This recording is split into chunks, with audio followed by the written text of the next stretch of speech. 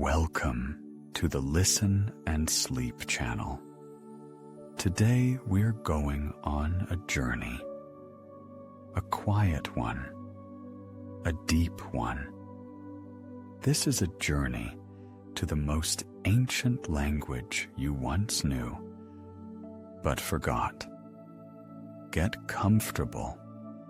Let your body relax. Let your breathing become calm. Let the day stay somewhere behind you.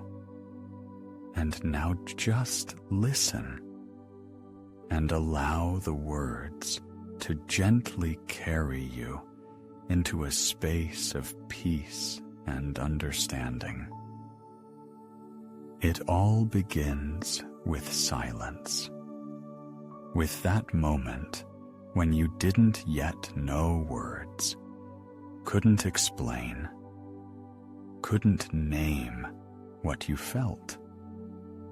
You were very small, defenseless, open. And in this openness, you possessed a language that needed no sounds. You felt, simply felt. When your mother took you in her arms, you knew from her touch whether she was calm or troubled. You sensed the warmth of her palms, the rhythm of her breathing, the vibration of her heart. And this told you more than any words could ever say. You entered a room and immediately understood whether it was safe here, joyful or sad, tense or free. You didn't think about it, didn't analyze. You simply knew. It was as natural as breathing, as the beating of your own heart. You rid the world through sensations, through the energy that flowed around you and passed through you. This was your first language, ancient, honest, direct. But then words came, and with them came the illusion that only words matter. You were taught to speak, explain, prove, taught to think, not to feel, to analyze, not to sense. And gradually, that first language fell silent. It didn't disappear. It just went somewhere deep inside, under layers of thoughts, beliefs, rules, under the noise of everyday life, under the masks you learned to wear. But it's still here. It never left. It's just waiting for you to remember.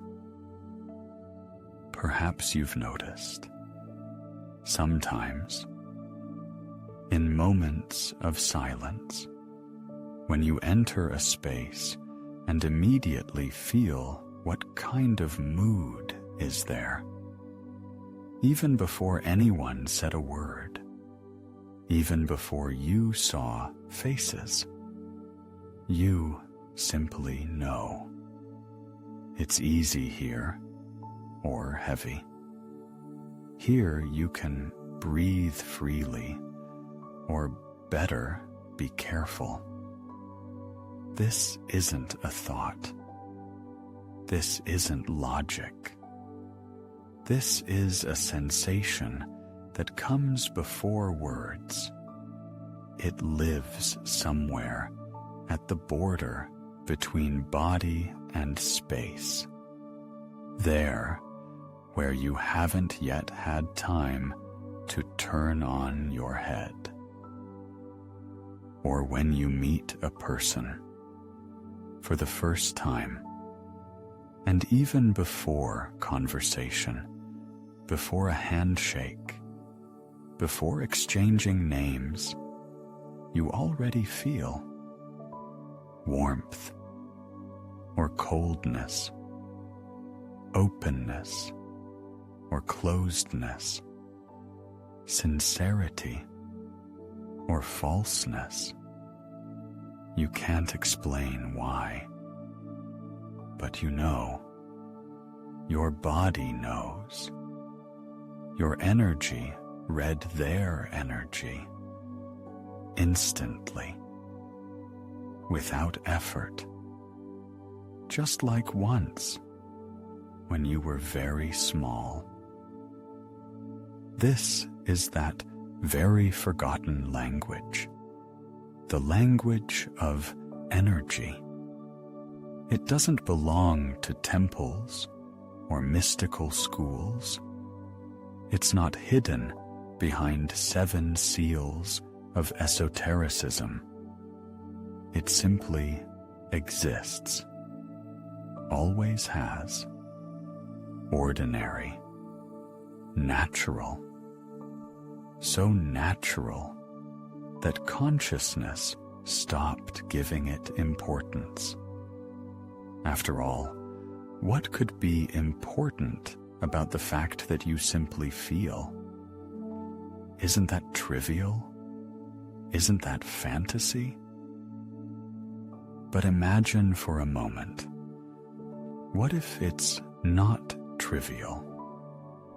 What if this is the most important thing? What if behind all words, all thoughts, all actions, lives precisely this energy, invisible, intangible, but real, more real than anything you can touch with your hands, because it is primary. It creates form. It moves the world. And you, without noticing it yourself, interact with it all the time. When you wake up in the morning and feel what kind of day it will be, this isn't a premonition. This is reading the energy of the moment. When you sit next to a person and something inside either contracts or, on the contrary, expands, this isn't chance. This is your field meeting, their field, and they exchanged information without words, without explanations, simply energy to energy. You do this all the time, feel all the time. You've just forgotten to trust this feeling, forgotten to listen to it, because you were taught that only facts, evidence, logic are important, and what cannot be measured and weighed doesn't deserve attention. And in this teaching, you lost connection with the deepest, with the most true, with that which always speaks the truth. But you can return. You always can. Because this language hasn't gone anywhere. It waits, patiently, like an old friend you haven't visited in a long time. It's enough to simply stop, slow down, allow silence to enter you and begin to notice what used to pass by, what seemed insignificant. Start with the simple. When you enter a room, stop for a moment. Don't rush. Just stand and feel. What's here? What atmosphere envelops this space? Don't think. Don't analyze. Just sense. Is it easy to breathe, or does your chest contract slightly?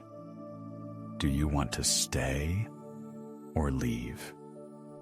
Is it warm inside or cool?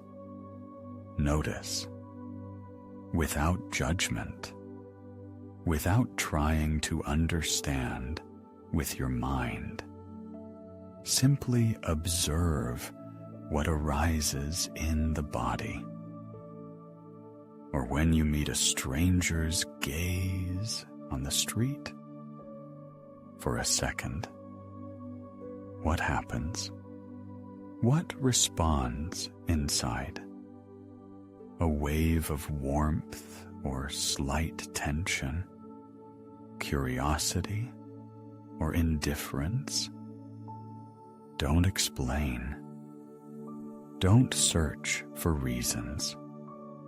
Just notice how one glance can change your state, how the energy of one person touches the energy of another, instantly, invisibly, but palpably.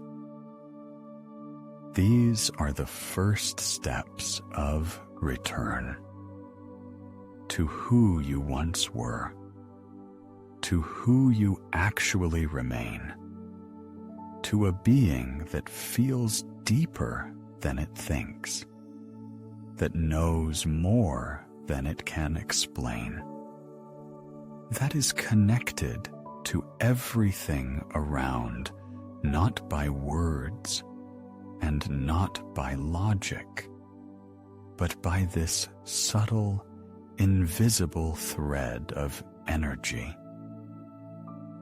And when you begin to return to this language, when you learn to hear it again, life changes. Not sharply, not loudly, quietly, as dawn comes to a sleeping world. You begin to understand people without their words, to feel spaces without explanations, to know what is true and what is false, not with your head, but with your heart, with your body, with that part of yourself that never makes mistakes. This isn't magic. This isn't a superpower.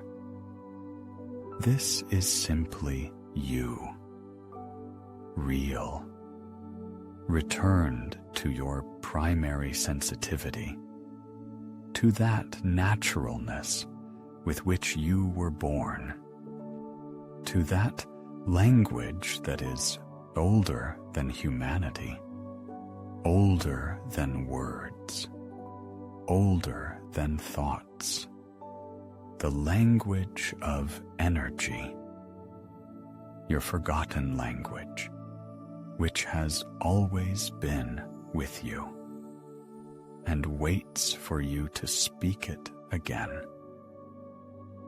Now imagine emptiness, not frightening, not cold, but warm, alive, pulsating.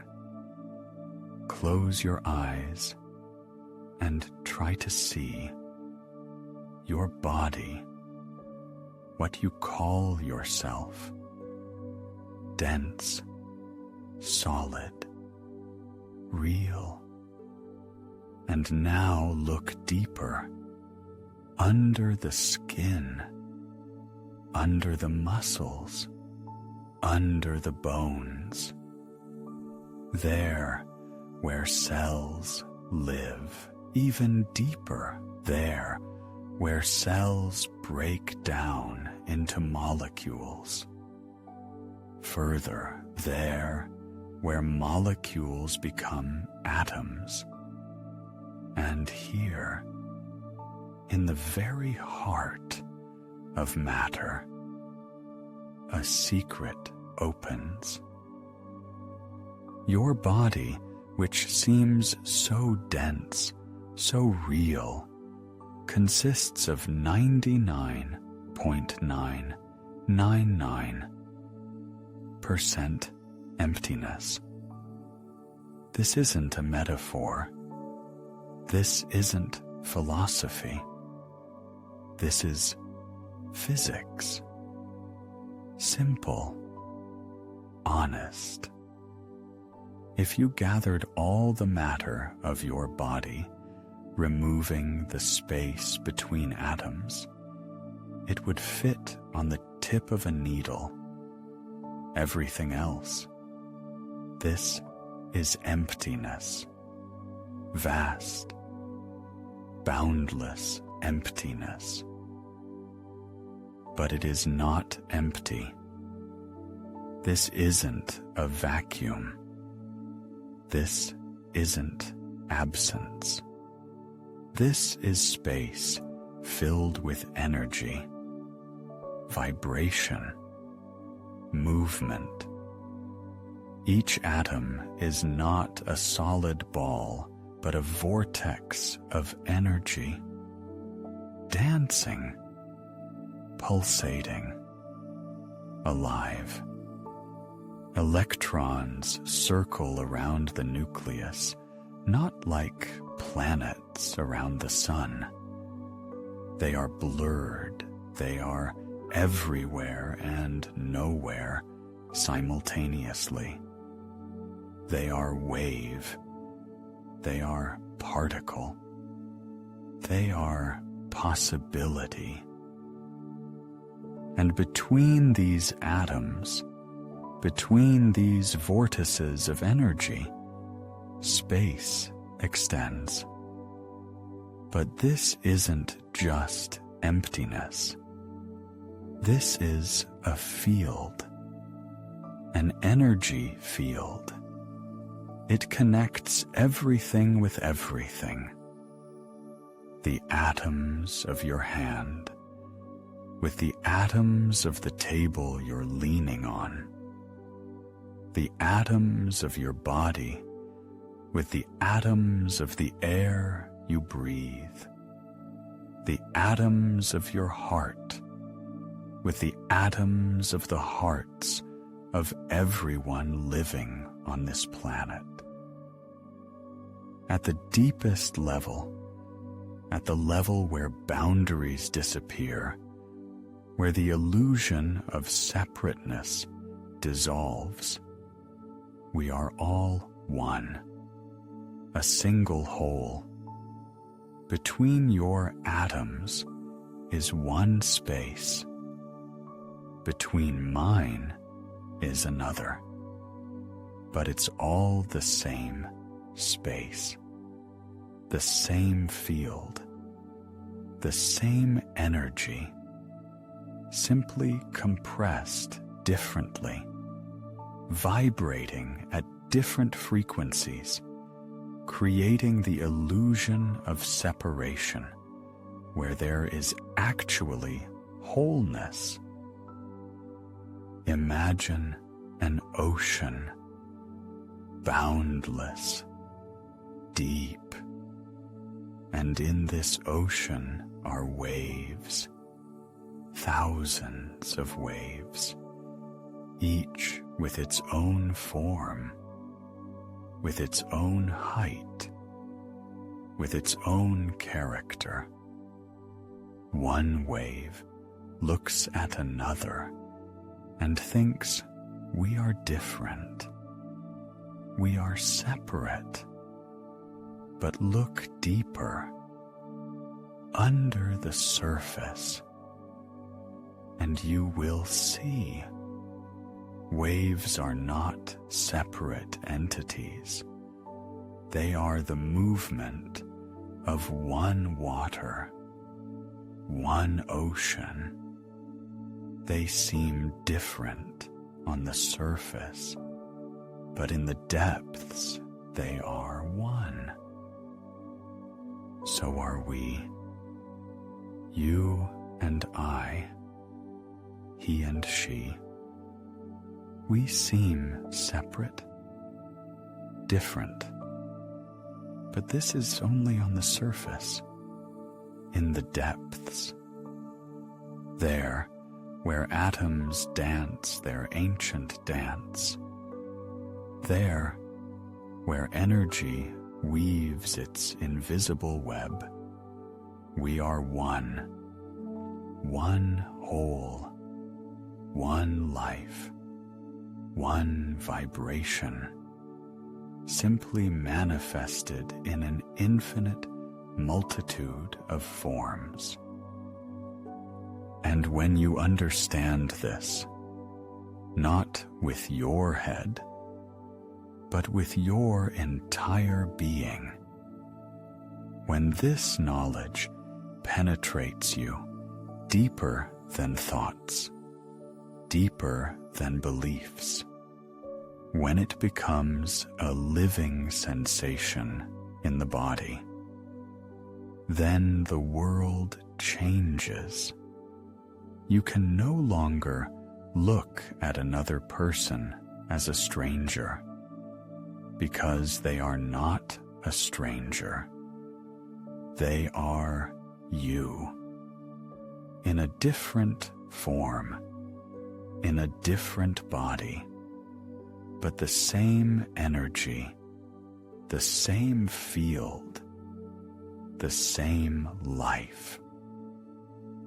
Energy is not something ethereal, not something that exists somewhere out there in subtle worlds or astral planes. Energy is the foundation of everything. This is what the world is made of. Matter is compressed energy, frozen vibration. When energy slows down, when its frequency decreases, it crystallizes into form, into an atom, into a molecule, into a cell, into a body, into a planet. But under this seeming density always remains movement, always remains vibration. Nothing stands still, nothing is static. Everything flows, everything dances. Even a stone that has lain motionless for thousands of years is full of movement inside itself. Its atoms vibrate. Its molecules oscillate.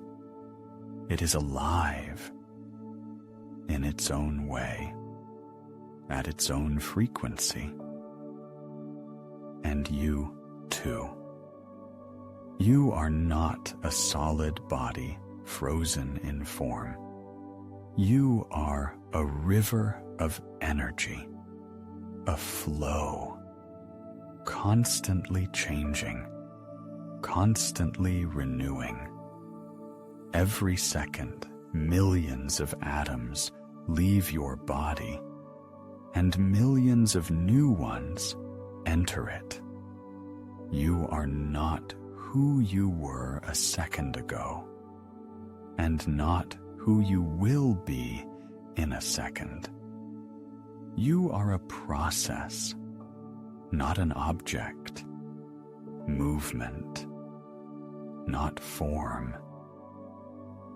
And when a person learns to work with energy, they learn to interact not with dense objects, not with the surface of things, but with what stands behind them, with oscillatory circuits, with vibration, with the field.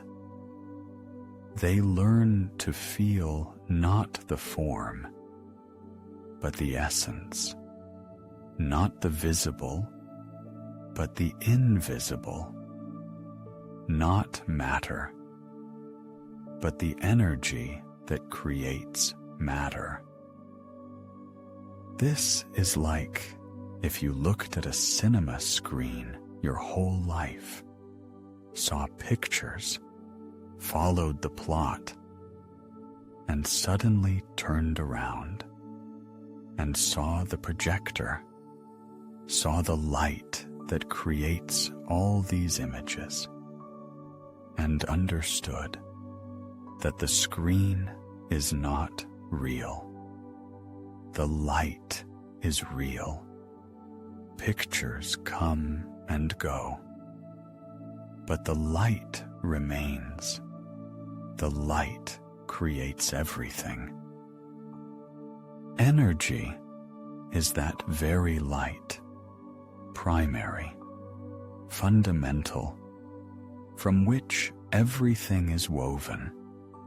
And when you begin to feel this, when you begin to interact with it, you stop being a hostage to forms, because you know form is temporary, energy is eternal. Form can hurt, age, decay, but energy is always here, always flows, always renews. And in this understanding, freedom is born. You are not attached to your body as the only reality. You know that the body is an instrument, a beautiful instrument, but an instrument, and you are what uses this instrument. Energy, consciousness, life, that which was before the body and will be after it, that which is indestructible, that which is one with everything. When you sit in silence and feel your breathing, you feel not just air entering and leaving. You feel energy, life force, which flows through you with each breath, which connects you with all living things. Because the air you breathe is the same air billions of beings breathed before you and will breathe after. You are part of this eternal exchange, this eternal dance of energy. And the emptiness from which you are woven is not nothing. It is everything. It is the space of possibilities. It is the field in which worlds are born. It is the silence in which the music of life sounds. It is what allows you to be, not despite the emptiness, but thanks to it. Because if you were completely dense, you could not move, could not change, could not live. Emptiness is your freedom, your flexibility, your life. There are moments, rare, precious, when you simply sit, do nothing, say nothing, don't even think much, simply present, and suddenly notice that next to you, someone becomes lighter. A person who was tense relaxes. One who was nervous calms down. One who was sad brightens slightly. And you did nothing, didn't say the right words, didn't give wise advice. You simply were, nearby, in your state of peace. This is what is called holding space. Not controlling, not managing, but precisely holding. As a cup holds water, without squeezing it, without changing it, simply allowing it to be. You create with your presence a special field in which others feel safe, in which they can exhale, let go, simply be themselves. This isn't a technique. This isn't something you can learn from instructions. This is a state which is born from depth.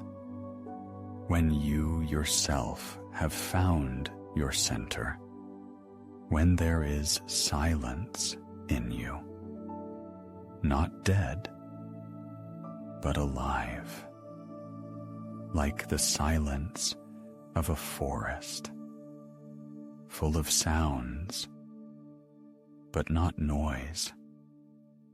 When you are so rooted in yourself that you don't sway from every wind, don't react to every impulse, simply stand like a tree, deeply growing roots into the earth. And people feel this instantly, even if they don't realize it. Their body knows, their energy recognizes. Next to you, they cannot strain, not play roles, not wear masks.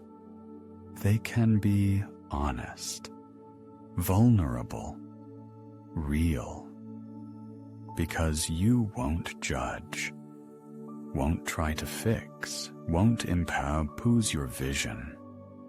You will simply accept the person as they are in this moment. Imagine a lake, calm, smooth.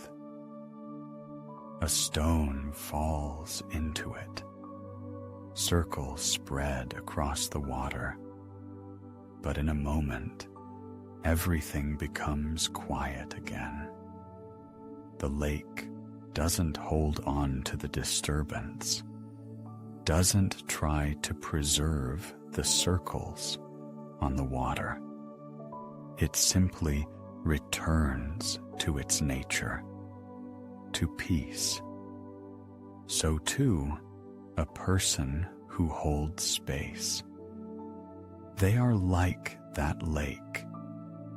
Into them may fly emotions, thoughts, energies of other people, but they don't hold them.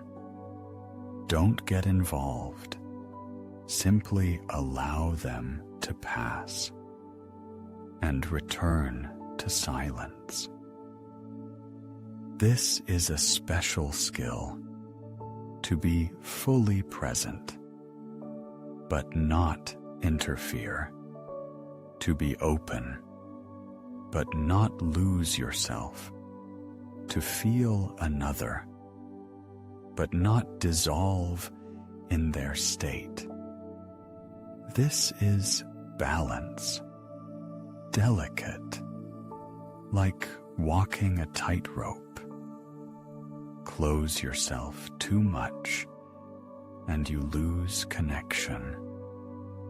Open yourself too much and you lose yourself. But there is a point where you are fully here, fully with another, and at the same time fully in yourself. When you learn to hold space, you learn to be support, not a crutch. Support. A person can lean on you, but not hang, can feel your strength, but not become dependent on it, because you don't give them your energy. You create conditions in which their own energy can manifest, unfold, find its way. This is like a gardener with a plant. They don't pull the sprout upward. Don't force it to grow faster. They create conditions. Water. Loosen the soil. Remove weeds. And the plant itself reaches toward the light. Itself finds its form, its rhythm, its beauty. So with a person, you cannot change them, cannot live their path for them, but you can create space in which it's easier for them to find themselves. And this works differently. Sometimes a person needs to ground, descend from the head into the body, stop rushing about in anxieties, and your presence, calm and stable, helps them. Like an anchor. Next to you, they feel the ground under their feet. Return to reality, to the moment here and now. And sometimes a person, on the contrary, needs to take flight. They are stuck in heaviness, in routine, in a feeling of hopelessness, and your presence, light and inspiring, shows them that there are other possibilities, that life doesn't have to be so serious, that you can breathe more freely, dream more boldly, live more brightly. You don't choose what to give a person, grounding or inspiration. You simply are in your state, and your energy naturally resonates with what another needs in this moment. This isn't you deciding. This happens by itself, through the field, through energy, through that invisible interaction that is deeper than words and intentions. But here it's important to understand. Holding space doesn't mean always being calm, doesn't mean suppressing your emotions, doesn't mean wearing a mask of serenity when there's a storm inside. This isn't about outward calm. This is about true stability, which comes not from suppression, but from acceptance. You can be sad and still hold space, because you don't drown in your sadness. You feel it, acknowledge it, but don't become it. You can be joyful and still hold space, because your joy is not intrusive, doesn't demand that everyone around be joyful too. It simply flows freely, without clinging. Holding space is about inner freedom. When you don't depend on what happens outside, don't lose yourself in reactions. Don't cling to states. You simply flow like a river, which bends around stones, but doesn't stop, which changes its course, but doesn't cease to be a river. And when you find this in yourself, when you become this presence, people begin to gravitate toward you. Not because you do something, not because you give advice or solve problems, but simply because next to you, they can exhale, can be themselves, can stop fighting, at least for a moment. And in this moment, in this pause, in this breath, a person finds themselves again, as if for the first time. It happens like this.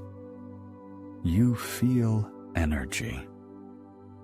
Begin to understand how it moves, how it influences, how it changes, and inside, a fire ignites. I can help. I see that something is wrong with this person. I see their pain, their blocks, their stuck energy, and you want so much to extend your hand, to clean, to fix, to restore balance. After all, you see, you can. Isn't that right? Isn't that kindness? But here lies the most subtle trap. On the path of working with energy, the desire to save, the desire to fix, the desire to make everyone around cleaner, lighter, better. This desire doesn't come from the heart. It comes from ego, from that part that wants to feel important, needed, special, the one that knows better, the one that can do what others cannot. And when you give in to this desire, when you begin to interfere where you weren't asked, a strange thing happens. You don't help. You violate.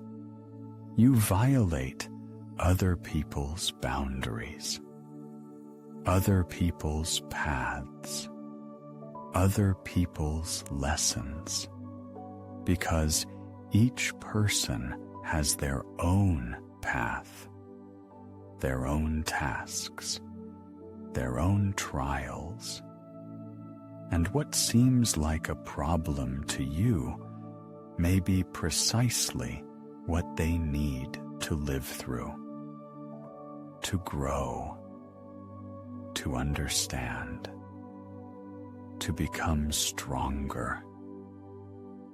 Imagine a child learning to walk. They fall again and again. It hurts you to watch. You want to catch them, want to hold their hand constantly so they don't fall, so they don't get hurt. But if you do this, they will never learn to walk on their own. They need these falls, need this pain, need this experience to find their balance, their strength, their stability. So with adults, each has their own falls, their own lessons. What looks like chaos may be a process of transformation.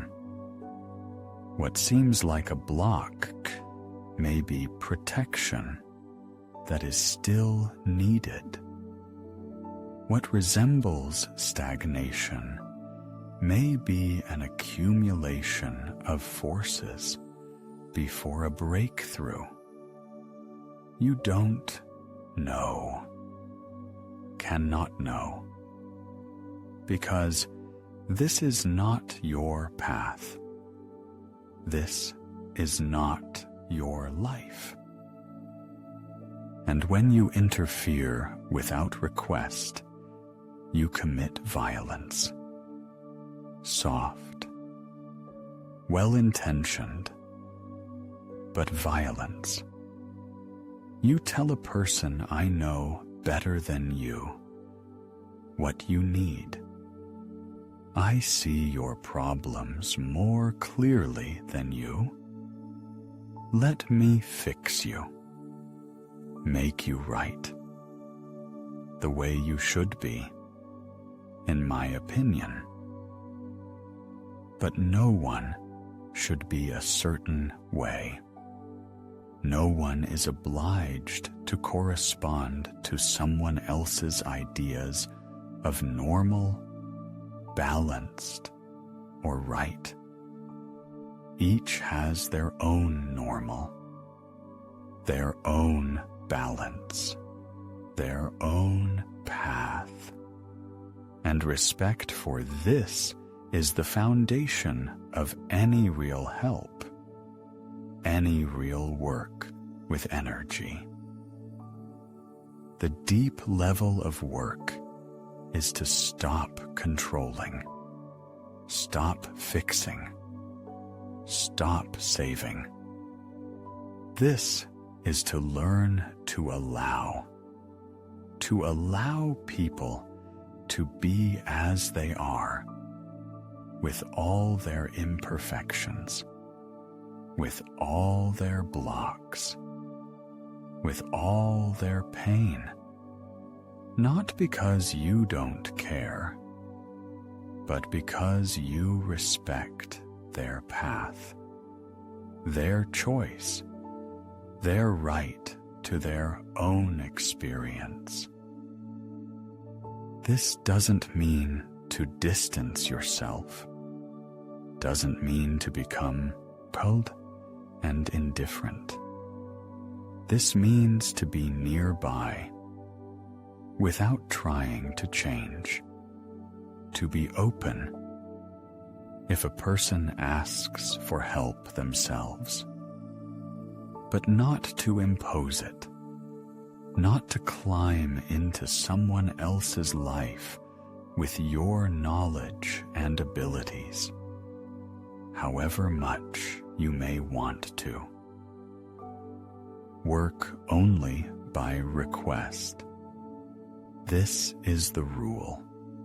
Simple, but difficult for ego, because ego wants to be needed, wants to prove its value, wants to feel that it can, that it is strong, that it is important.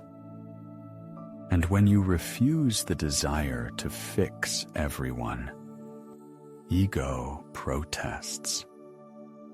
It says, "But I can help. Why should I stand aside and watch people suffer?" But it's not about standing aside. It's about respecting someone else's pain as part of their path, respecting someone else's choice, even if it seems wrong to you, respecting someone else's right to mistakes, falls, dead ends, because sometimes precisely there, in a dead end, a person finds a door which they would never have noticed if they had walked a straight and easy road. And even if a person asks for help, it's important to hear what exactly they are asking, not to add on, not to offer more than they are ready to accept, not to try to solve all their problems at once. A person came with one request. Give them an answer to this request. No more. Even if you see deeper, even if you understand that the root of the problem is elsewhere, if they are not ready to go there, don't drag them. Respect their pace, their readiness, their boundaries.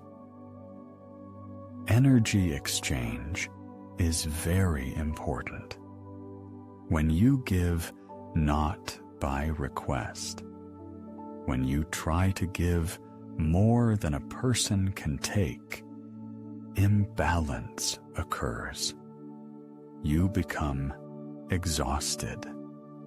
The person feels pressure, or becomes dependent, or closes off, because they didn't ask for this, didn't want it. This isn't help. This is disruption of balance, and in the end, both suffer, you and the one you tried to help. It's important to allow energy to move as it wants, not as you think it should. Energy has its own wisdom. It knows where to flow, where to stop, where to break through. Your task is not to control it, but to be a conduit, a channel through which it can pass, but not a commander who directs its path. This means trusting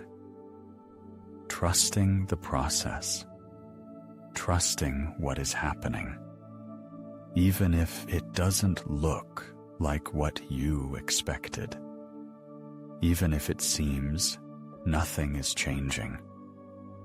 Energy works on its own level, at its own pace, and your business is simply to hold space, to be present, to allow.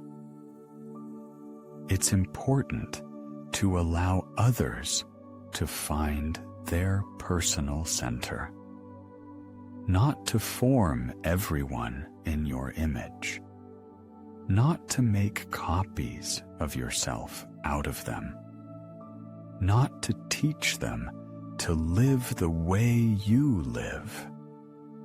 Each has their own center, their own truth, their own strength. Your task is to help them find this in themselves, not to substitute with your own. This requires humility, real, not for show. Understanding that you are not omnipotent. You are only a conduit for a small part of the energy of space, which opens as available under the resource of the request. No more. You cannot heal everyone, cannot save everyone, cannot even help everyone. You can be nearby for those who came, for those who are ready, for those who asked. And these principles make you not omnipotent, but more sensitive, more attentive, more human. They reduce random offenses because you stop climbing where you weren't asked. They improve close connections because you begin to hear people, truly hear, not through the prism of your ideas about what they need, but through their own words, their own requests, their own path. Working with energy begins not with the cosmos, not with chakras, not with subtle bodies. It begins with the body, yours, physical, dense, real, because precisely here, in this flesh, in these bones and muscles, lives low the energy that you have never expressed, never lived through, never released. Every emotion you suppressed settled in the body. Every fear you didn't live through froze in the muscles. Every offense you swallowed became tension. The body remembers everything. It stores your history, not in words, not in images, but in sensation, in clamps, in blocks, in frozen flows of energy. Try now. Simply scan your body with attention. Slowly. Start from the crown. Descend to the forehead, to the eyes, to the jaw. Notice where there is tension, where something is compressed, where it's heavy.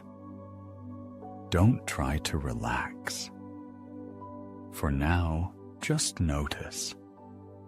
Just get acquainted with what your body has been trying to tell you for a long time.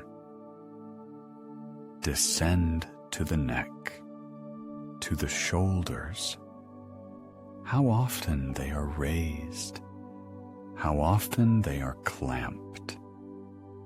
Shoulders carry the weight of responsibility, the weight of worries, the weight of what you took upon yourself, voluntarily or not. Maybe in childhood, you had to be an adult too early, to care, to be responsible, to hold everything on yourself. And the shoulders rose to withstand, and so they remained. Years, decades raised, clamped, tired. Stroke your shoulders, gently, carefully. Tell them thank you for holding, for enduring, and allow them to lower.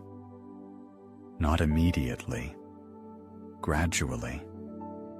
With each exhale, a little bit, a little more, releasing the heaviness that they held for so long.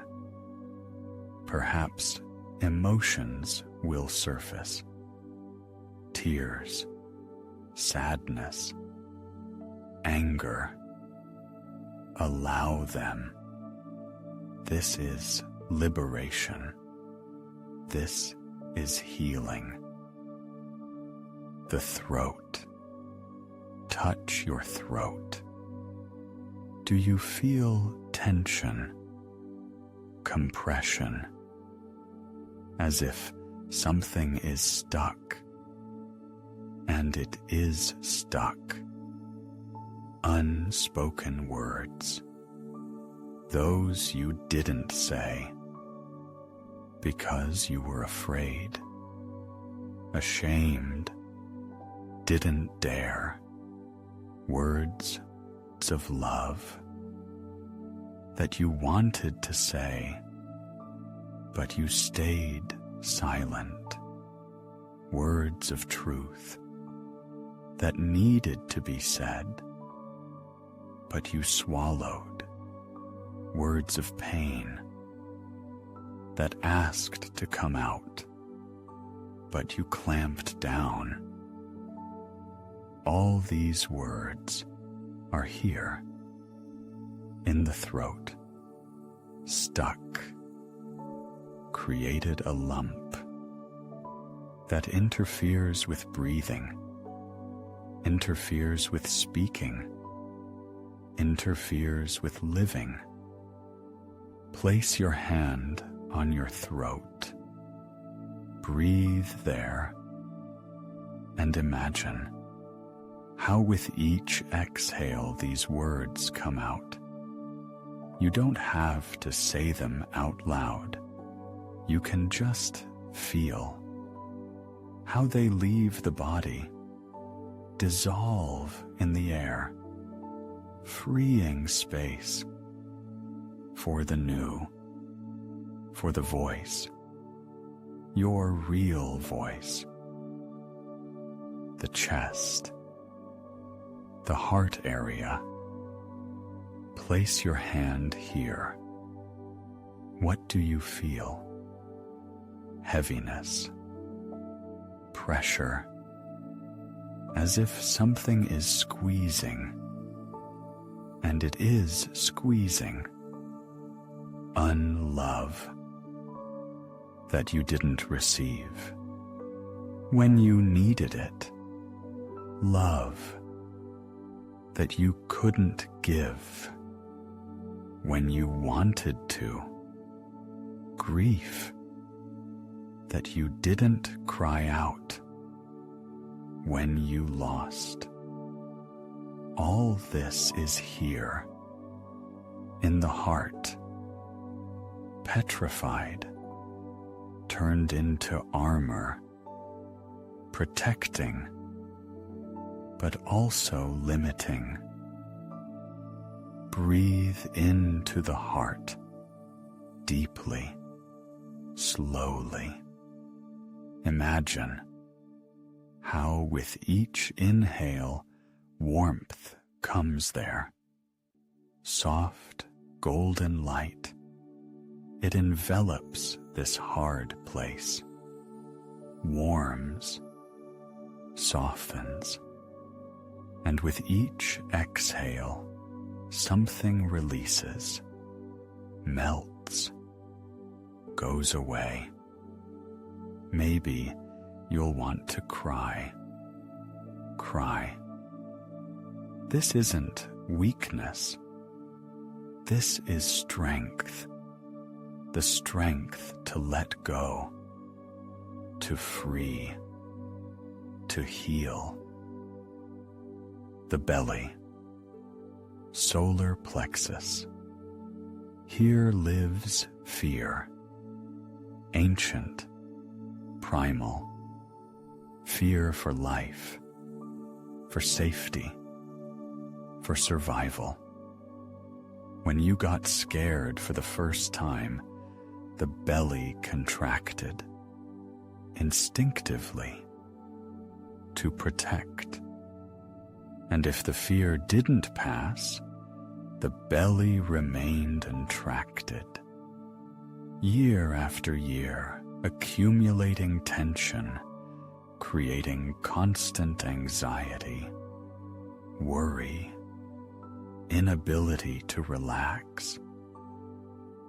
Lie down. Place both hands on your belly. Breathe with your belly. Allow it to expand on the inhale, completely, without embarrassment, and contract on the exhale, naturally, freely.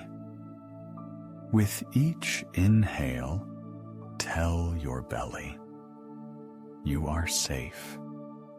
Everything is fine. You can relax and notice how gradually the tension releases, how the belly becomes softer, warmer, calmer. Lower back, pelvis, hips. This is the foundation, the roots, connection with the earth. When there is tension here, you don't feel support, don't feel stability, as if you're hanging in the air, and the world seems dangerous, unpredictable, because you are not rooted, not grounded. Sit on the floor. Feel contact with the earth, with the surface under you. Breathe into the lower abdomen, into the pelvis, into the root of the spine. Imagine how from there roots go down into the earth, deep, firm.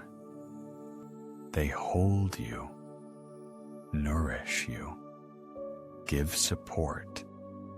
You are connected with the earth, with its power, with its stability.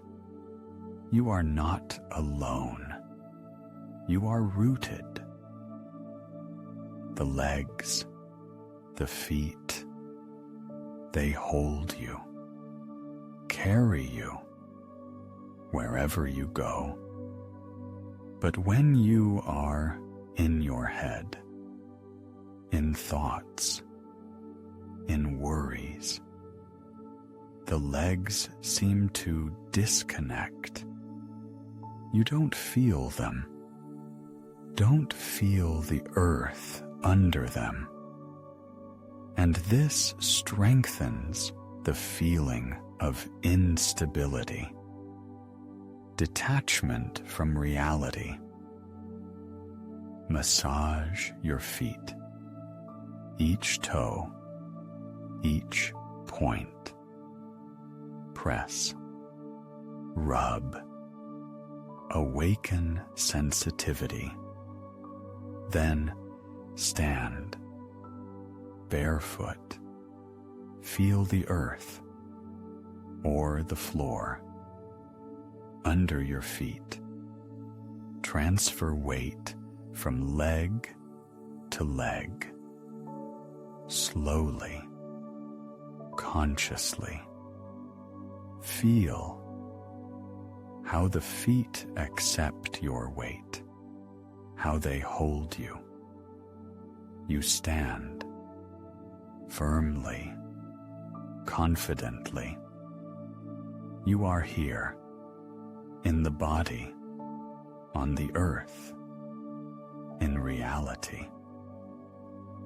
Each place in the body that is clamped, that hurts, that is tense. This is a message. The body speaks to you, not with words, with sensations. It says, here it hurts. Here I want to relax.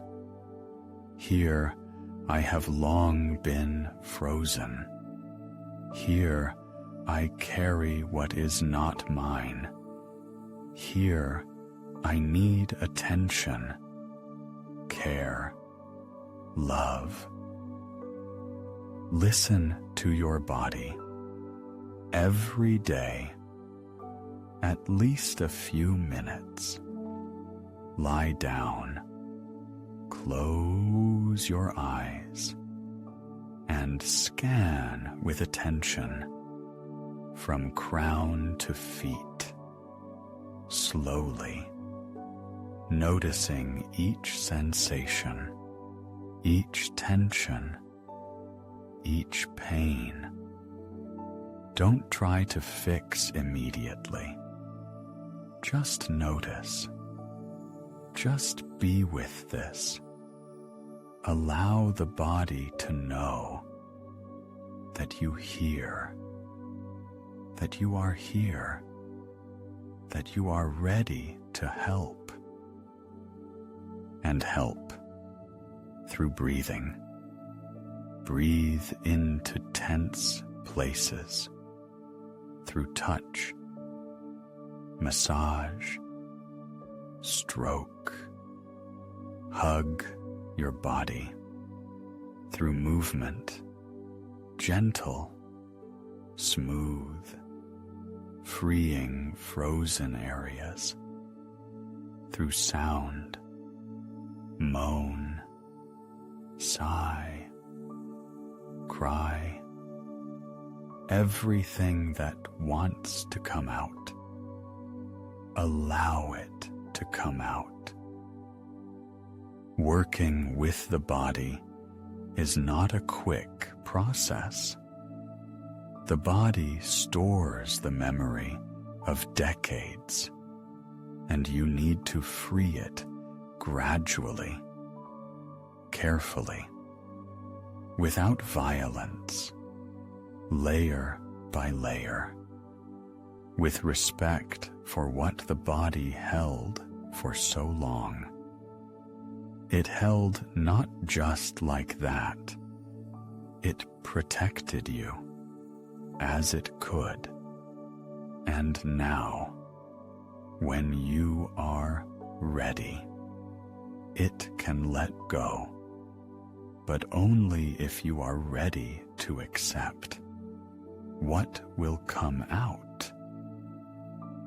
Because when the body begins to free itself, emotions surface, old, forgotten, suppressed. This can be frightening, painful. You may cry for no reason, or get angry, or feel such sadness that it seems you won't survive. But this is temporary.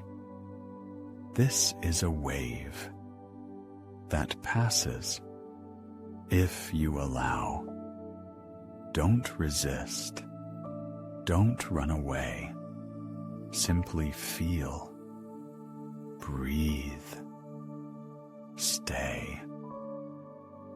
And after this wave, after the emotion has passed, the body becomes lighter, freer, more alive, because it freed itself from the burden that it carried for so long. Space appears, lightness, joy that comes not from something external, but from within, from liberation, from returning to yourself, to the body that can again breathe, move, feel, live full life. The body is your temple, your home, the only place where you truly live. Not in thoughts, not in dreams, not in illusions. Here, in this flesh, in these bones, in these muscles. Here is your life. Here is your strength. Here is your energy. Take care of it. Love it. Listen to it. And it will repay you with health, with strength, with joy, with life. When the body open, when energy flows freely again, without blocks, without clamps, without frozen places, you feel truly alive, not just existing, alive, with the full palette of sensations, with the full spectrum of feelings, with all the power that was always in you, but was locked, compressed, suppressed. Now it is free, flows, pulsates, fills every cell. You suddenly notice colors became brighter, sounds clearer, touch more sensitive, life fuller. This is not a new life. This is your life. That was always here. You just didn't feel it because you were closed, clamped, frozen. Now you are open, fluid, alive. And this changes everything. You see people differently, feel the world differently, live differently.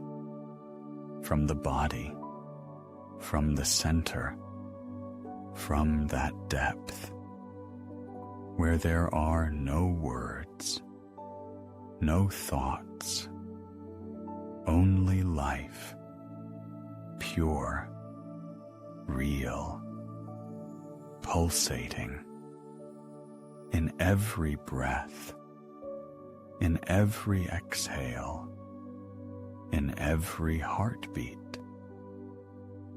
The path of working with energy leads you home, into the body, into breathing, into the moment here and now, not somewhere into space, not into the astral, not into subtle worlds, but here, into this earth under your feet, into this air in your lungs, into this beating in your chest.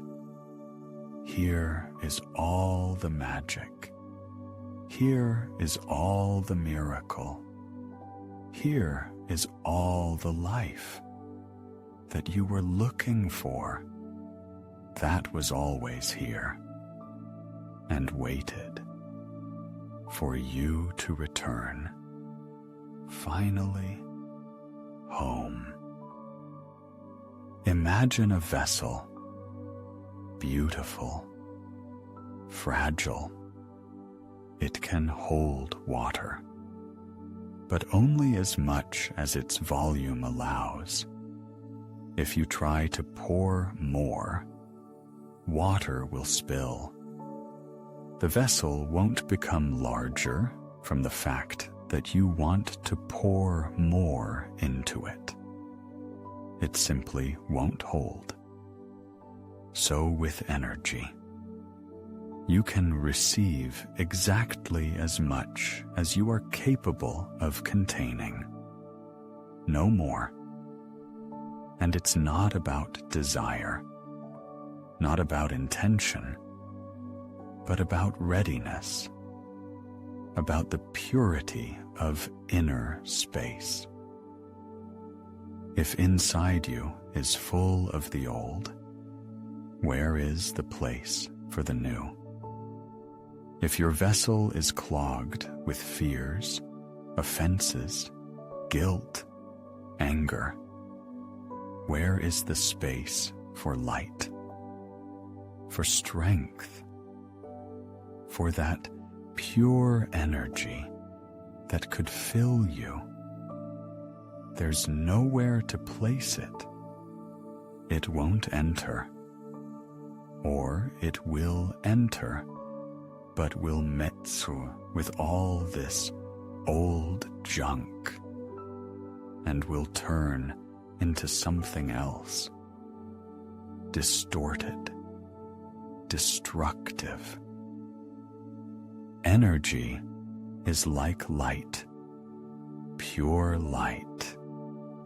When it passes through clean glass, it remains light, clear, transparent, healing. But if the glass is dirty, covered with dust, cracks, stains, the light distorts. It loses its purity, becomes murky, dark, chaotic. So with you, if your inner space is muddied, any energy that enters will be distorted. Perhaps you've noticed there are people who receive a lot, opportunities, resources, strength, but all this turns into chaos for them. They don't become happier, don't become freer. On the contrary, the more they receive, the more they destroy themselves, others, everything around. because inside there is no purity, no space. Everything that comes mixes with their inner pain, with fear, with greed, with pride, and turns into destructive force. And there are other people. They receive little, very little, but this little blossoms in their hands, turns into beauty, into warmth, into light, because inside is purity, space, readiness to accept, without distortions, without trying to seize, without desire to use for ego.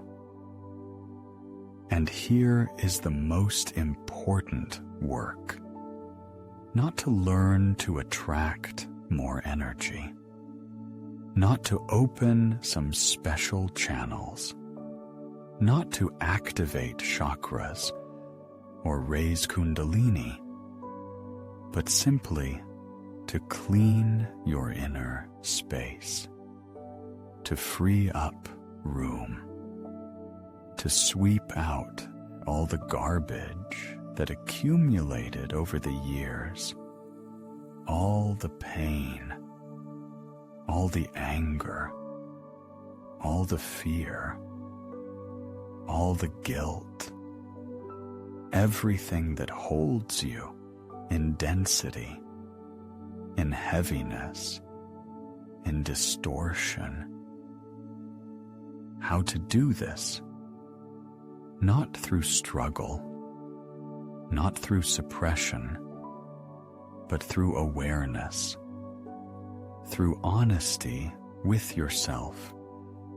You must look inside, without embellishment, without self-deception, and see, what is there really? What fears live in you? What offenses you hold? At whom you are angry? For what you blame yourself? What you are ashamed of? This is not pleasant. This is painful. But this is necessary. Because until you see, it controls you. From the shadow, from the subconscious, imperceptibly, but powerfully.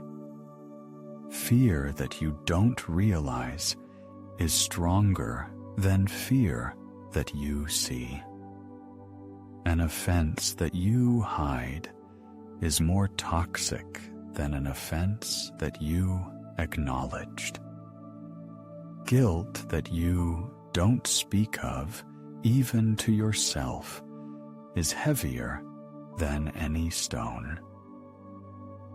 Begin to notice. At what moments you react too sharply, too emotionally, not proportionate to the situation. This is a signal. There, in this reaction, something old is hidden, some unhealed wound that was accidentally touched, and it responded with pain. Don't be angry at the one who touched.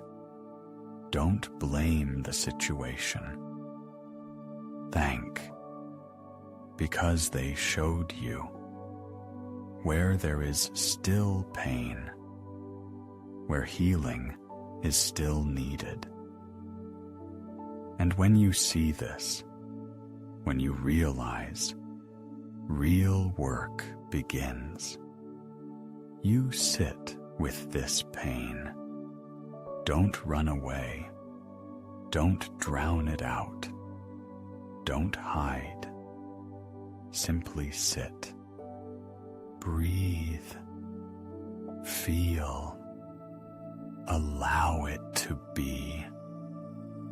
Without struggle, without trying to get rid of it. Simply be present with what is. And a miracle happens.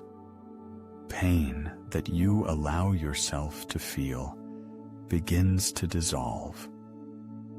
Not immediately, gradually, like fog under the morning sun. It loses its power, its influence, because you stopped running from it, stopped fearing it. You met it face to face, and it turned out not so scary as it seemed from the shadow.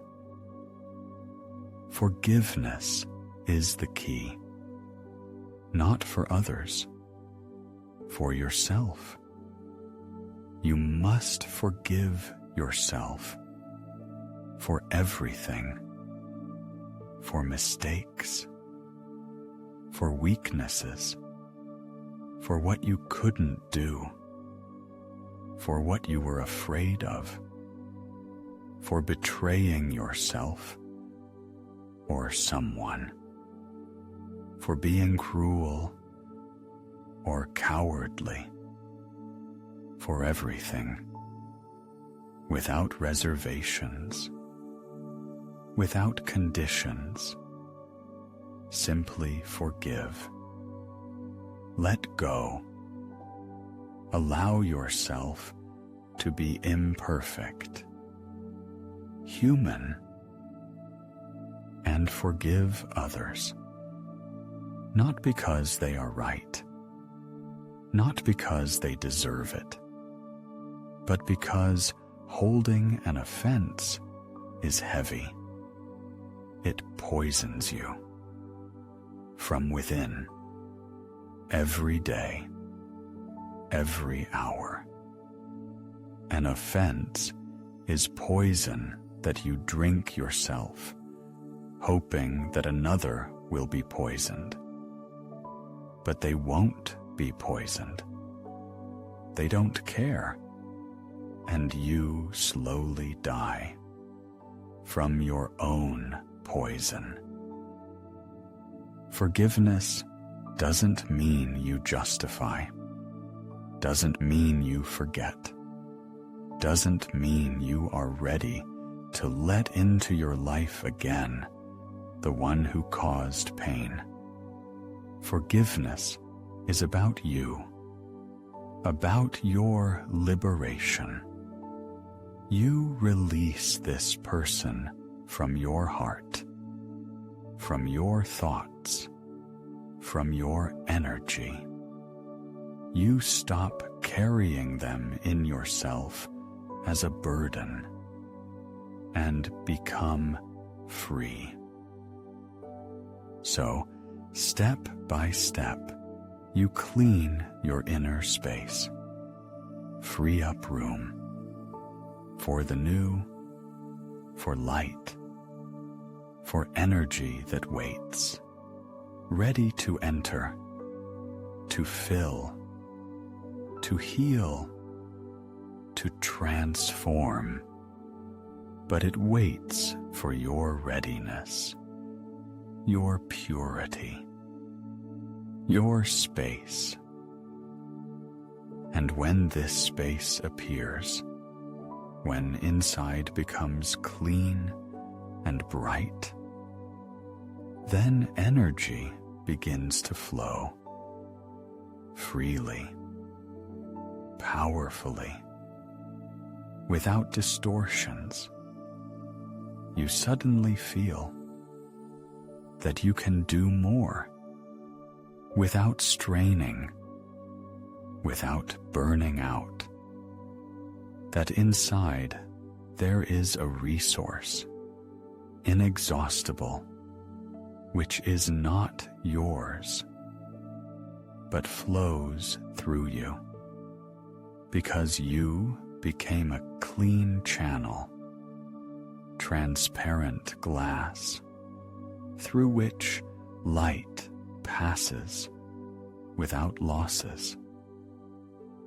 And one more important thing: energy cannot be deceived. You can deceive words, can deceive actions, can wear a mask, play a role, show what is not there.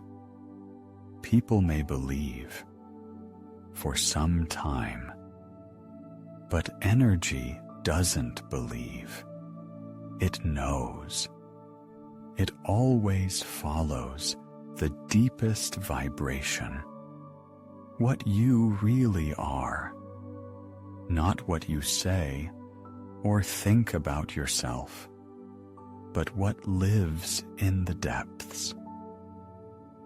If inside is fear, energy will carry this fear, however much you try to seem confident. If inside is anger, energy will be aggressive, however much you smile. If inside is emptiness, energy will be cold, however many warm words you say, because energy is honest, absolutely honest. It doesn't know how to pretend. And this is good. This is your protection from self-deception. If you want to know who you really are, look at your energy, at how people react to your presence, not to your words, not to your actions, but to you, to what you radiate, simply by being nearby. This is truth that you cannot hide. And if this truth doesn't suit you, don't rush to change the surface. Don't learn to smile better or say the right things. Go into the depths. Change what is there. Cleanse, heal, transform. And then energy will change by itself, without effort, because it always reflects your essence, your true vibration. How much light can you contain? As much as there is space in you. As much purity. As much honesty. This is not a limitation.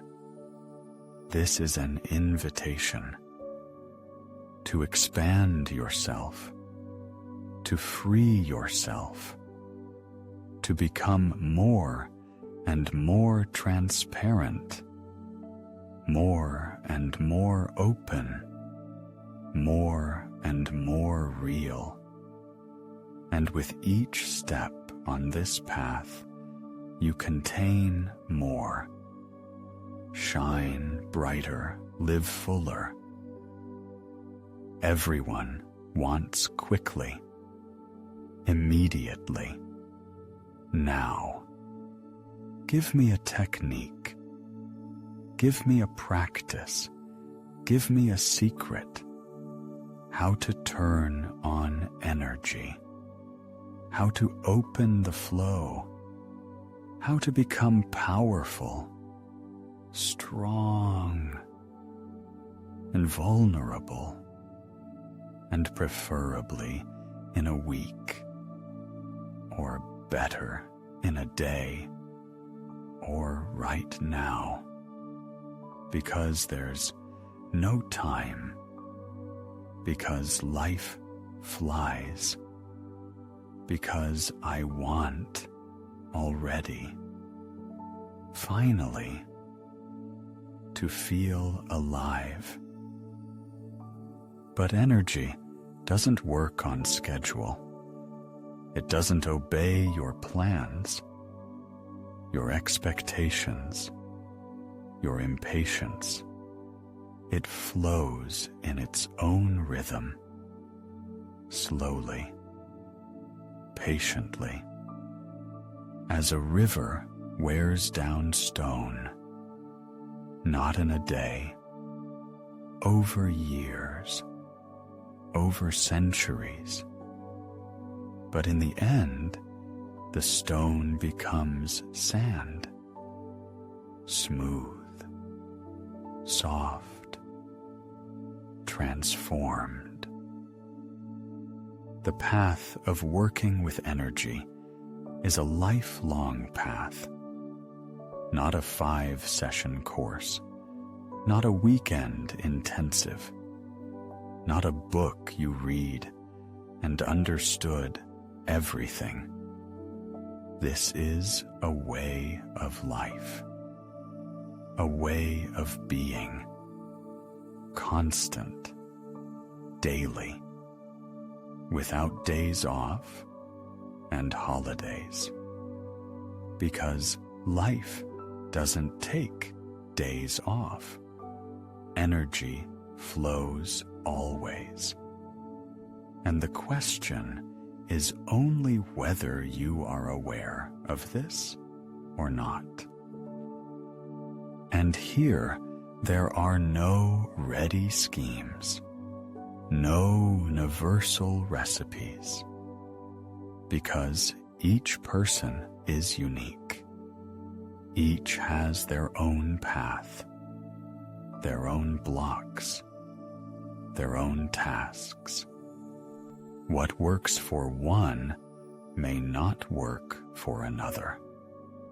What one needs to open, another needs to close.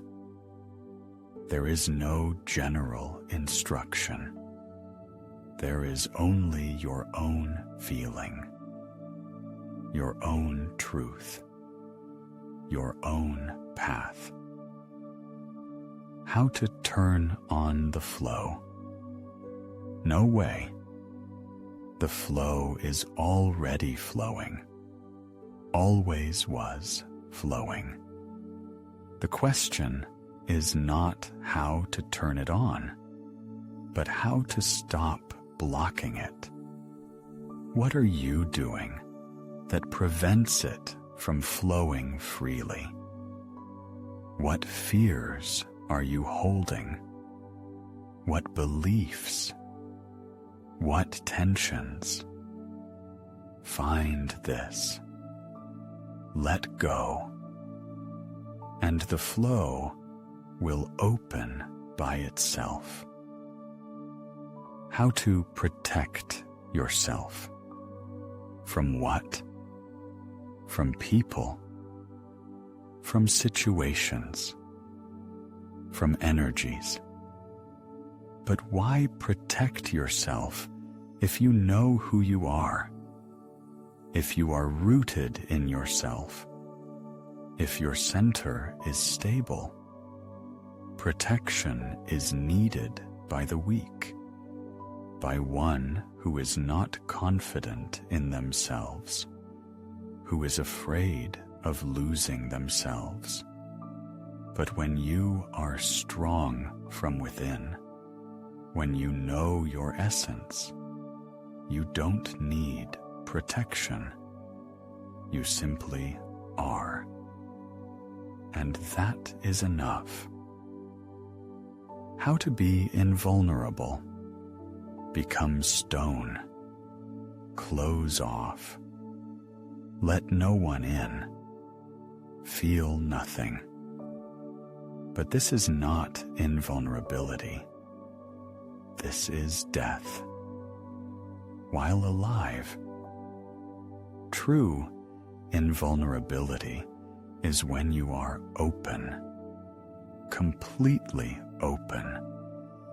But don't lose yourself when you feel everything. But don't stick to anything.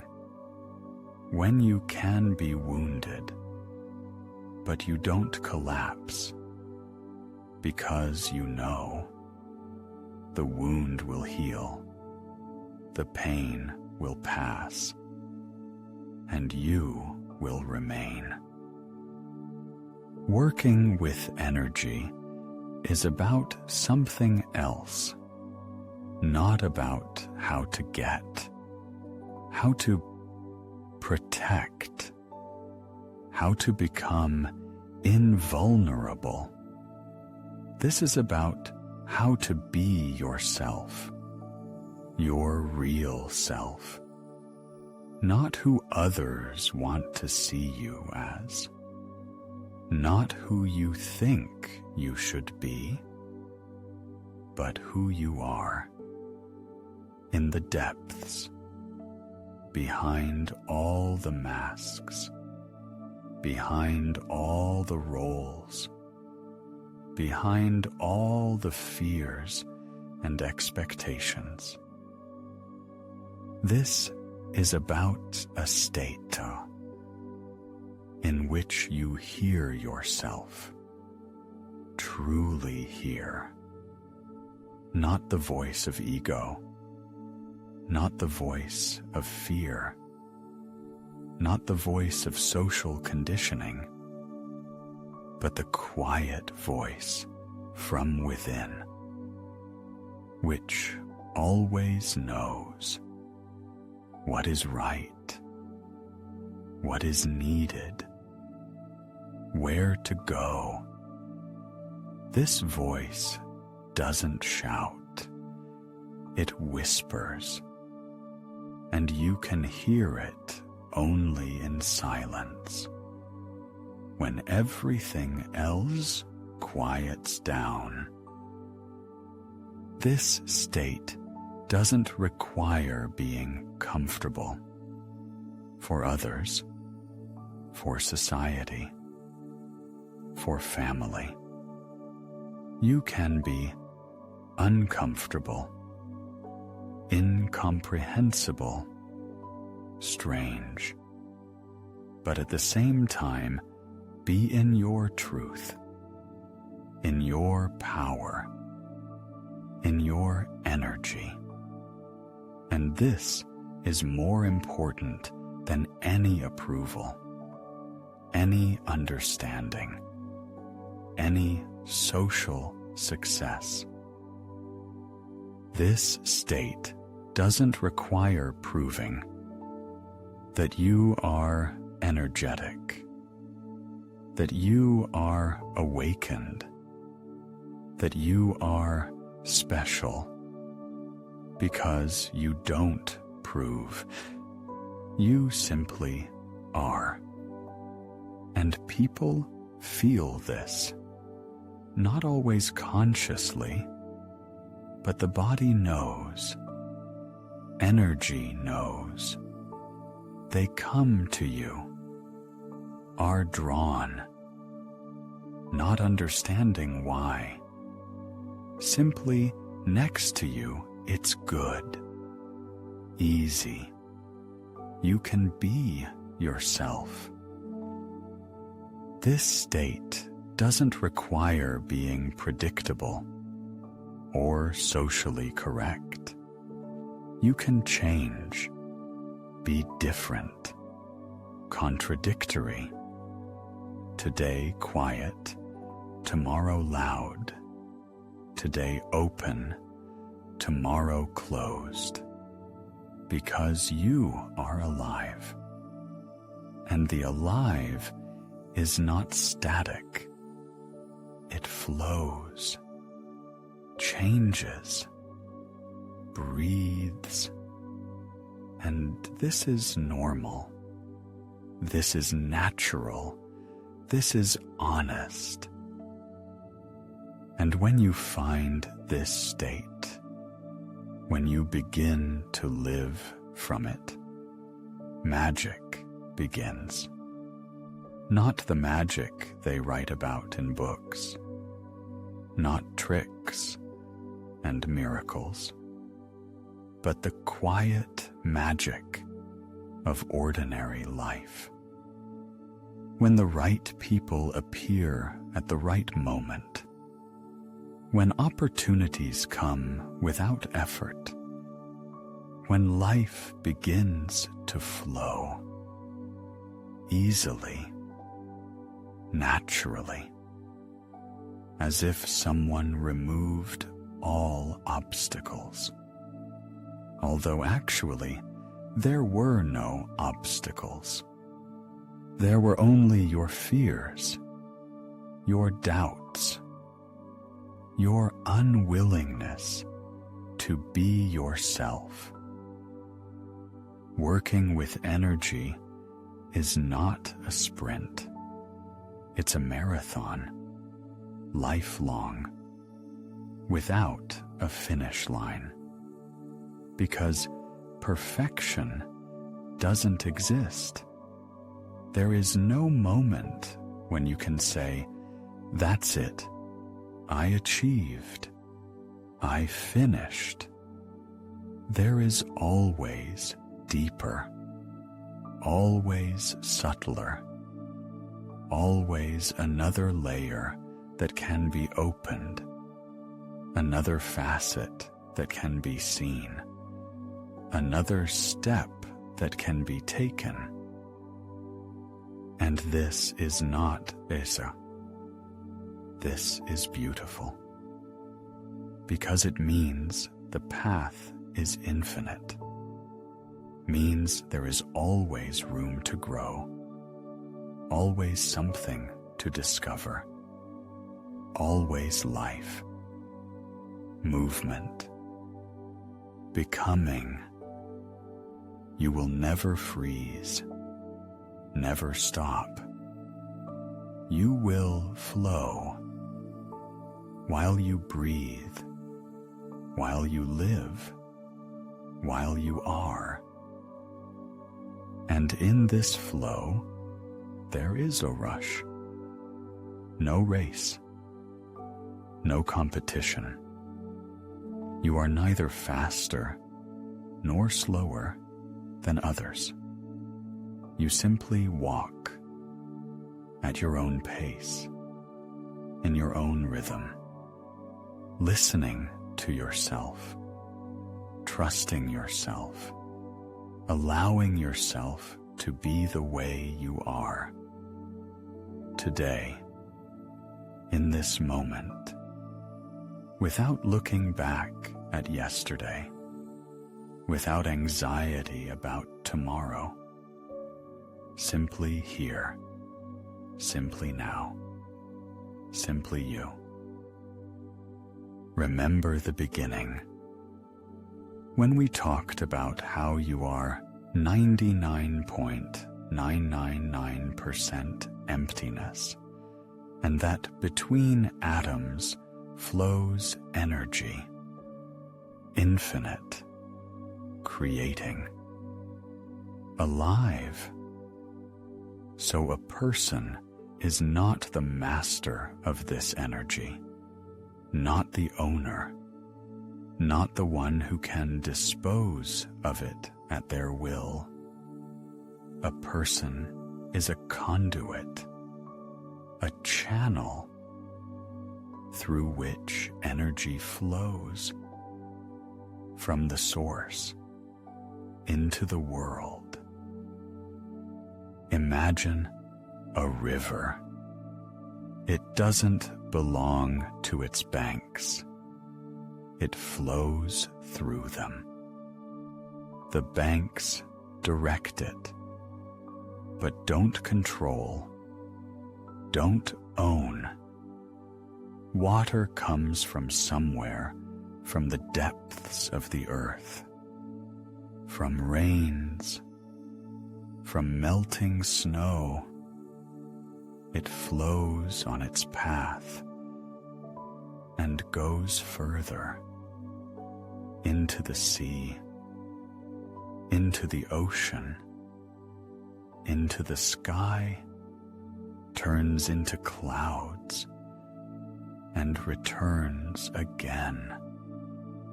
The circle closes, infinite, eternal. So with energy, it's not yours. It flows through you, comes from a source that is larger than you, passes through you, and goes further into the world, into people, into space. You can be a good conduit, clean, open, free. Or you can be a bad conduit, clamped, closed, distorting, but in any case, you are not the owner. You are an intermediary. And this humbles. Ego wants to own, wants to control, wants to be the source, wants to say, this is my power, my energy, my achievement. But this is an illusion, a dangerous illusion. Because when you think you own energy, you close the channel. You stop being a conduit. You become a dam that tries to hold water. But water doesn't hold. It either breaks through the dam or stagnates, rots, dies. True power is in allowing energy to flow through you freely, without trying to seize, without desire to appropriate. Simply be a channel, clean, transparent, passing light, without losses. And then through you can pass an incredible amount of energy, because you don't hold, don't delay, don't try to accumulate for reserve. With certain efforts, this channel opens, becomes wider, cleaner, more powerful. This is like physical training. When you start running, you can run a kilometer and you're breathless. But if you train regularly, in a month, you run 5 kilometers. Easily, freely. Not because you became a different person, but because the body adapted, opened new possibilities. So with energy, at first you can hold very little. You get tired quickly, burn out quickly. But if you practice regularly, if you work on yourself, the channel expands. You can pass more, longer, without fatigue, without exhaustion, because you don't spend your energy. You pass someone else's, the energy of the world, the universe, the source. And this becomes natural, like breathing. You don't think about breathing. Don't control each inhale and exhale. The body breathes by itself. automatically, because this is a natural process of self-regulation. So with energy, when you learned, it flows by itself, without effort, without control, simply flows, because you opened the channel and no longer close it. In this state, miracles are possible, not magical, but natural. You can reset any internal program, the one that tells you you are unworthy, you are weak, you cannot. Simply see it and let go, like a cloud in the sky. Came, passed, clean sky remained. You can heal illness, not by magic, not by miracle, but simply by allowing energy to flow there where it got stuck, where a block formed, where the body cries out in pain. Energy knows where to go. It is wiser than you. It is more ancient than you. It is millions of years old. It created life when you were not yet here. Trust it. You can transform psychological trauma, not forget, not suppress, but heal. See it anew, from a different state, from your center, and understand that it no longer controls you, no longer holds. You are free. Always were free. You just didn't know. You can even dissolve karmic echoes, those deep patterns that are passed from generation to generation, through lineage, through family, through the collective field.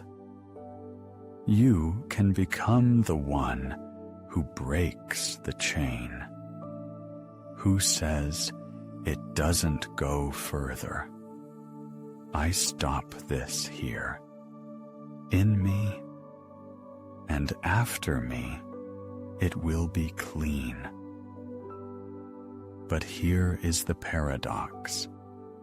The more you want to use energy only for yourself, the further from it you find yourself. Because energy doesn't like selfishness, doesn't like greed, doesn't like being closed. It loves movement, loves interaction, loves direction. It wants to flow, not get stuck, not accumulate in one place, but go further, further, further. When you take energy only for yourself, you become a dead end. The river flows into you and stops. There is no exit, no continuation. And gradually, this water stagnates. You become a swamp, murky, heavy, foul-smelling. Energy leaves you because you don't allow it to flow further. But when you take energy not only for yourself, when you allow it to flow through you into the world, you become a river, alive, clean, rushing. Energy comes to you in abundance because it knows. You won't hold it, won't lock it up. You will give, will share, will pass it further. And the source can give you more because you don't hoard. You give. Balance between selfishness and altruism. This doesn't mean sacrificing yourself, doesn't mean giving away the last, doesn't mean forgetting yourself for others. This means understanding that your good and the good of others are not opposites. They are one. When you are filled, you can share. When you share, you fill even more. This is not a contradiction. This is a circle. Infinite, mutually enriching. Take care of yourself. Definitely. Fill yourself. Heal yourself. Love yourself. But don't stop at yourself. Allow this love, this healing, this filling to flow further to those nearby, to those met on the path, to the world. And you will see. The more you give, the more comes, because you don't lose. You pass through, and you can pass infinitely. Energy never belongs to a person. It belongs to life, the universe, that great which is bigger than all of us. And you are part of this great, not separate, but part, a cell in the body of existence. And when you understand this, when you live from this understanding, everything changes. You stop being afraid, stop clinging, stop accumulating, because you know there is enough, always enough. The source is infinite, and you are connected with it, inseparably, forever. There comes a moment, quiet, imperceptible, when everything suddenly becomes simple. You stop working with energy, stop practicing techniques, stop making efforts, not because you're tired, not because you gave up, but because it became you, part of you, breathing, a step, a heartbeat. You don't work with energy. You are energy. This is like walking. When a child learns to walk, they think about each step, where to place the foot, how to maintain balance, how not to fall. This requires enormous effort. concentration, attention, but time passes, and walking becomes automatic. You don't think about steps. You simply walk. The body knows how, where, at what speed. You are free to think about other things, to dream, to talk, simply to be, while the body walks. So with energy, at first you learn, practice, try. This requires effort, time, attention. You consciously open channels, direct flows, work with breathing, with the body, with thoughts. This is real work. But time passes, and all this becomes natural, automatic. You simply live, and energy flows by itself, without your participation, because you stopped interfering with it, stopped blocking it, became transparent, open, free. In this state, you become a continuation of energy, not separate from it, but its part, its manifestation, its movement in this world. You don't control it, it controls you. But this is not loss of control. This is gaining freedom, because energy is wiser than ego. It knows better. It leads you where you need to go, even if you don't understand where, even if you're afraid. It knows. As breathing simply happens, so energy simply flows.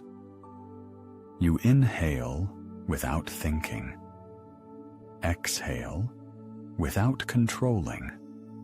Lungs expand, contract. Blood saturates with oxygen, carries it through the body. All this happens by itself, without your mind, without your will. The body knows how to live, how to maintain life, how to heal itself, how to grow, how to die. You can trust. So, with energy, this is a natural process of self-regulation. When you don't interfere, everything happens by itself. The body aligns, emotions balance, thoughts calm. Not because you do something, but because you stopped doing something, stopped interfering, stopped controlling, allowed life to flow through you as it wants. And in this state, everything is possible.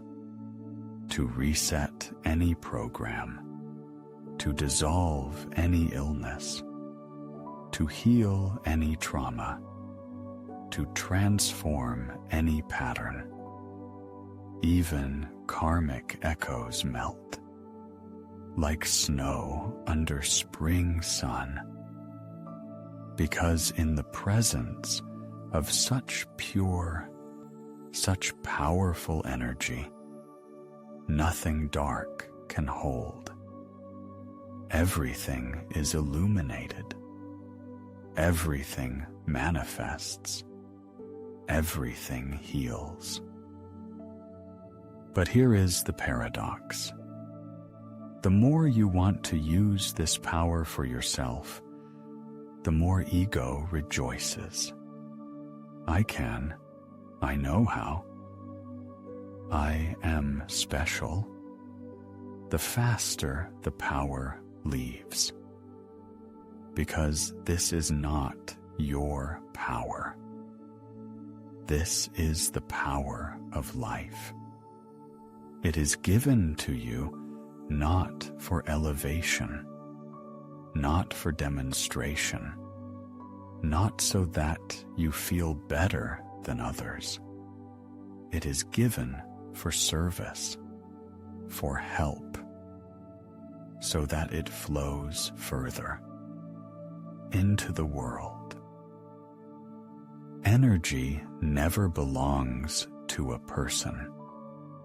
It loves interaction, loves movement, loves direction. It cannot stagnate, cannot accumulate, cannot be used only on oneself. It needs an outlet, needs giving, needs exchange. And when you understand this, when you live in this understanding, energy comes in abundance because you became a good conduit, reliable, clean, through which much can be passed. Balance between selfishness and altruism is the key. Not to forget yourself, but not to close off in yourself. Not to sacrifice yourself, but not to live only for yourself. To fill in order to share.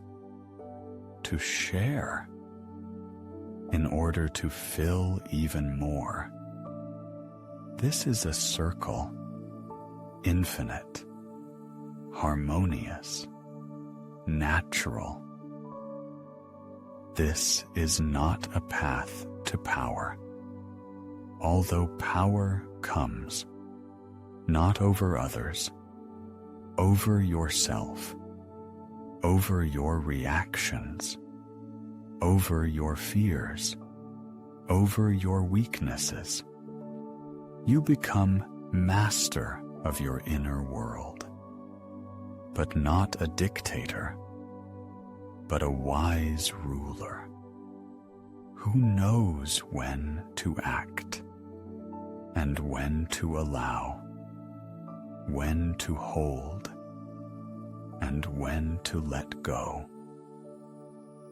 This is a path to zeroing, to a state where there is nothing extra, nothing superfluous, nothing artificial, only essence, only you, real, without masks, without defenses, without illusions, simply you.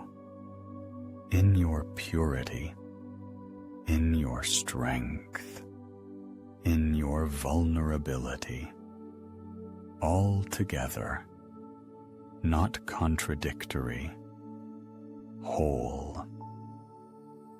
This is a path to true naturalness.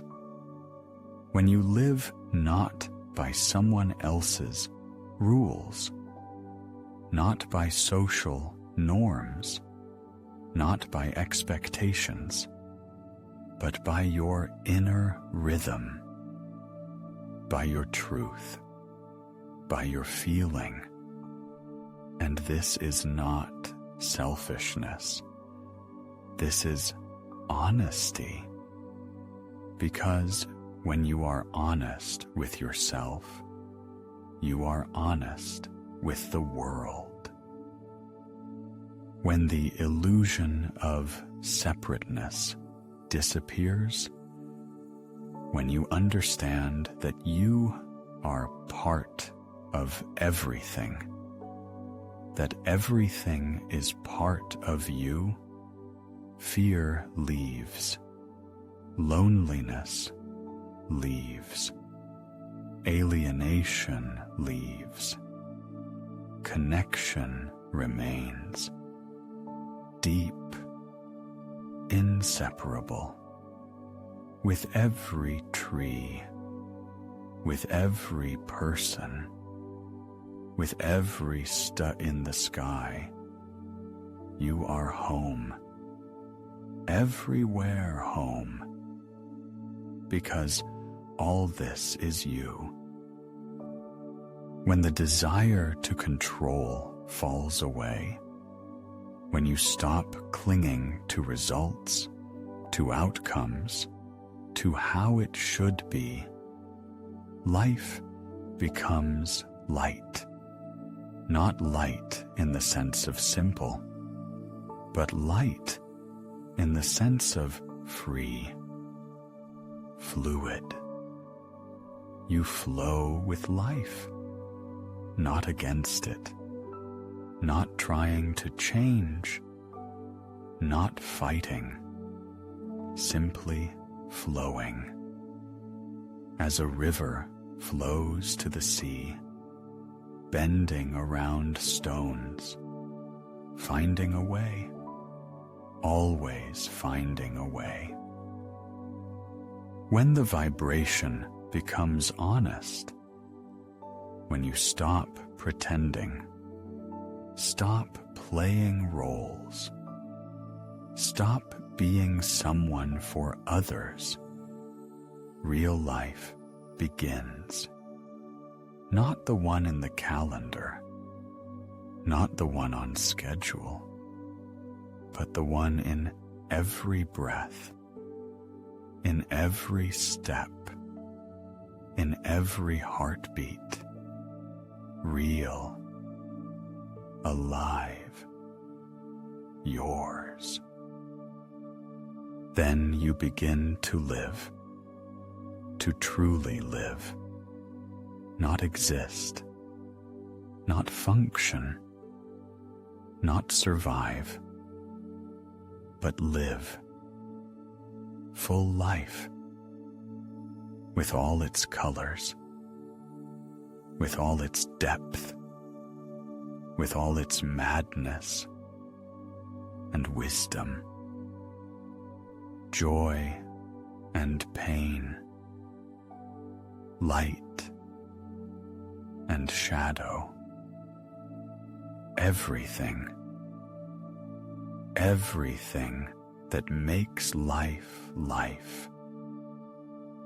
The path of working with energy leads here, to this moment, when you stop working and begin to be, simply to be, here, now, alive, real, free. This is not the end of the path, because the path has no end. This is the beginning, the real beginning of life, your life, which was always here and waited for you to return home to yourself. All this time you searched for something, somewhere, in books, in practices, in teachers, in techniques. You thought the answer was somewhere out there, outside, far away, in subtle worlds, in higher dimensions, in cosmic energies, you searched for a key to a door that will open the path for you to happiness, to power, to freedom, to your real self. And here you are, at the end of the path, which turns out not to be the end, but the beginning, because you understood everything you searched for was always with you, inside you, not somewhere far away. Here, in this body, in this breathing, in this moment. You don't need a key, because the door was never closed. You simply weren't looking in its direction. Working with energy is returning home, to yourself, to who you were before the world taught you to be someone else, before you put on masks, built walls, closed your heart. Before all this, there was you, pure, open, free. And this you didn't go anywhere. It waited, patiently, under all the layers of defenses and fears, waited for you to remember. The path to energy is a path of removing layers, not a path of accumulation, not a path of acquiring something new, but a path of getting rid of the old, of everything that is not yours, that is imposed, that is put on top.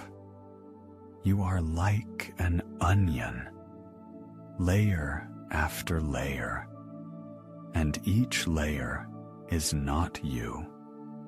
This is protection. This is a mask. This is a role. Remove them, one after another, slowly, carefully, without violence, and in the center, in the very center, you will find yourself, real. Perhaps conscious interaction with energy will someday become the norm. Not esotericism, not something strange and mystical, but ordinary hygiene of consciousness. As now people brush their teeth, wash their body, care for physical health, so someday they will care for energy health too, for the purity of their fields, for the harmony of their vibrations, for the honesty of their intentions. People will learn not only intellect, not only knowledge and skills, but also feeling, the ability to read the energy of other people, not for manipulation, but for understanding, for compassion, for real closeness, which is possible only when you feel, truly feel, not words, not actions, but essence. There will appear field ethics, rules of energy hygiene, how not to invade someone else's space, how to protect your own, how to communicate at the energy level honestly, openly, without manipulations and games. This will make relationships simpler, cleaner, real, because pretending will be pointless. Energy will tell the truth anyway. People will learn to tune to collective rhythm when they gather together, not suppressing their individuality, but finding harmony like musicians in an orchestra. Each plays their part, but all together create a symphony. So people too, each with their own energy, with their own rhythm, but together creating a field, powerful, harmonious, healing. This is not utopia. This is possibility that is already beginning to manifest. More and more people are awakening. More and more are beginning to feel, to notice, to realize that they are more than body, more than thoughts, more than the roles they play. They are energy, alive, pulsating, connected with everything. And you are part of this awakening, not a special part, ordinary, but important, because each is important. Each contributes with their presence, with their honesty, with their openness. You change the world not by great deeds, but simply by becoming yourself, real. And this changes everything around. Returning home is not leaving the world, not hermitage, not escape to a cave or monastery. This is returning to yourself, while remaining in the world, in life, in relationships, at work, in everything, but from a different place now, from the center, from silence, from that point inside that is motionless when everything around moves. From here, from this point, life looks different. Not scary, not heavy, not hopeless, but interesting, alive, full of possibilities, each moment like a new birth, each breath like the first, each meeting like a miracle, because you see, not with eyes, not with mind, but with heart, with energy, with that part of yourself that knows that everything is one, that everything is connected, that everything is love. Maybe this sounds too lofty, too idealistic, but this is not about ideal.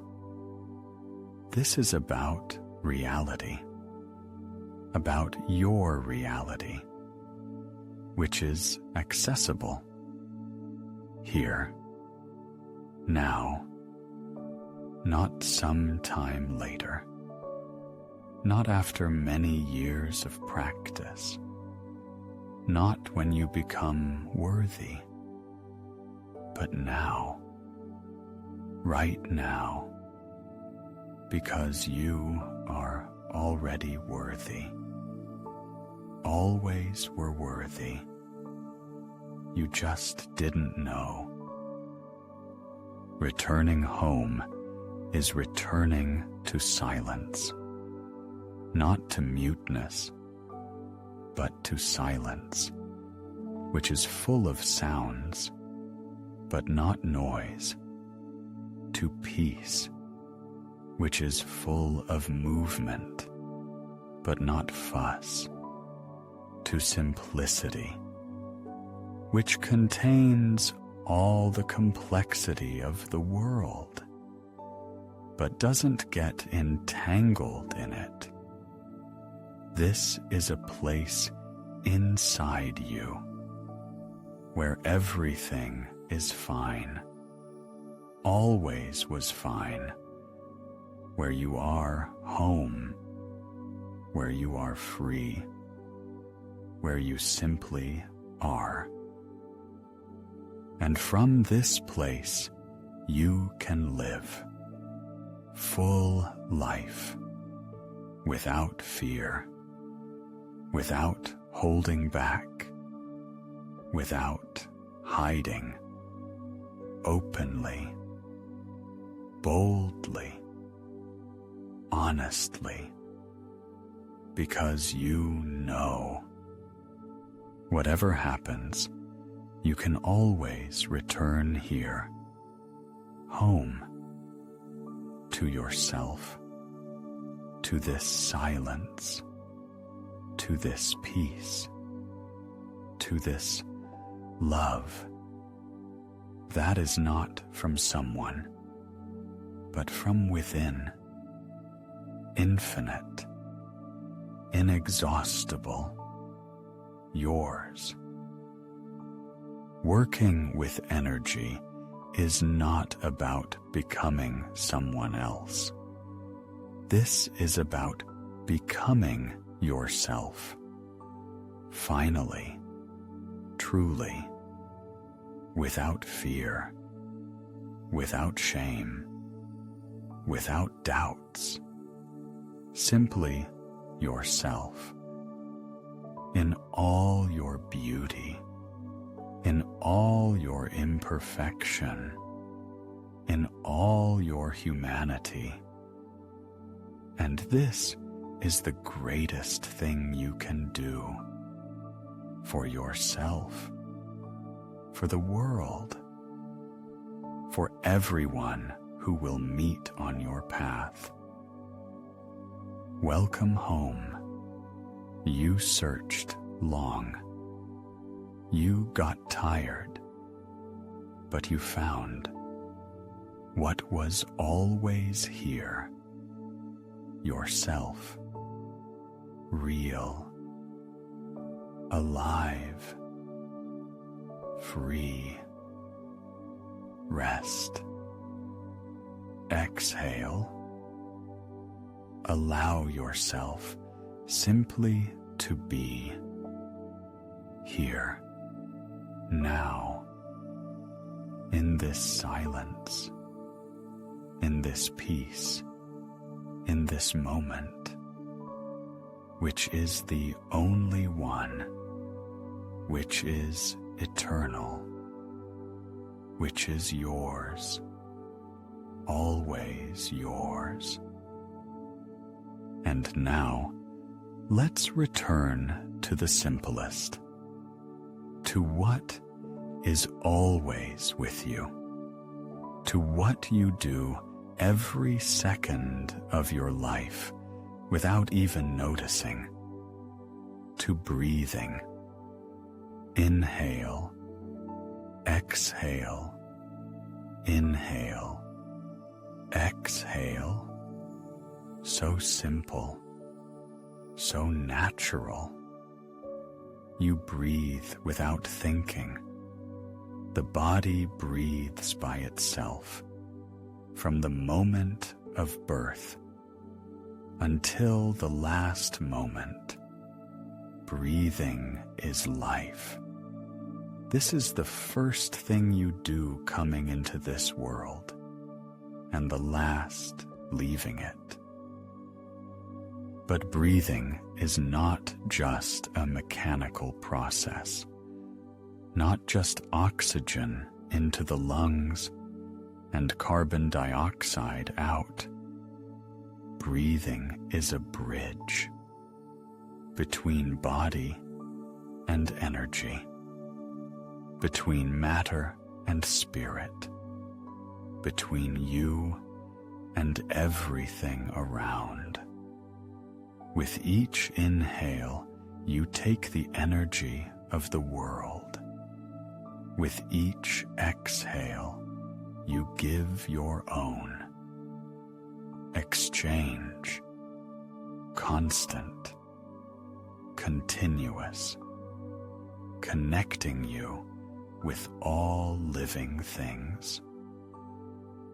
The air you breathe now is the same air billions of beings breathed before you. Trees exhaled it. Oceans evaporated it. Animals, people, birds, all living things participated in this eternal cycle.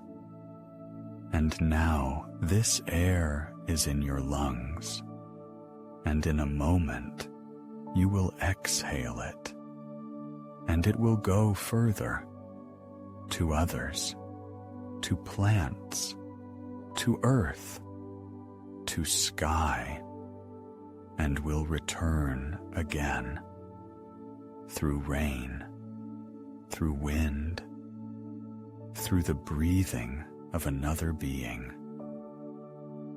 You are not separate. Even in breathing, you are connected with everything.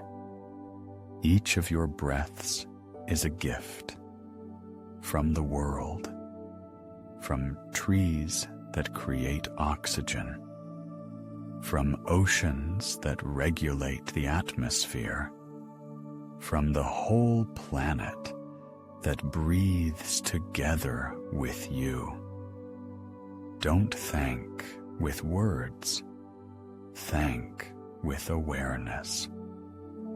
Notice each breath as a miracle, because this is a miracle.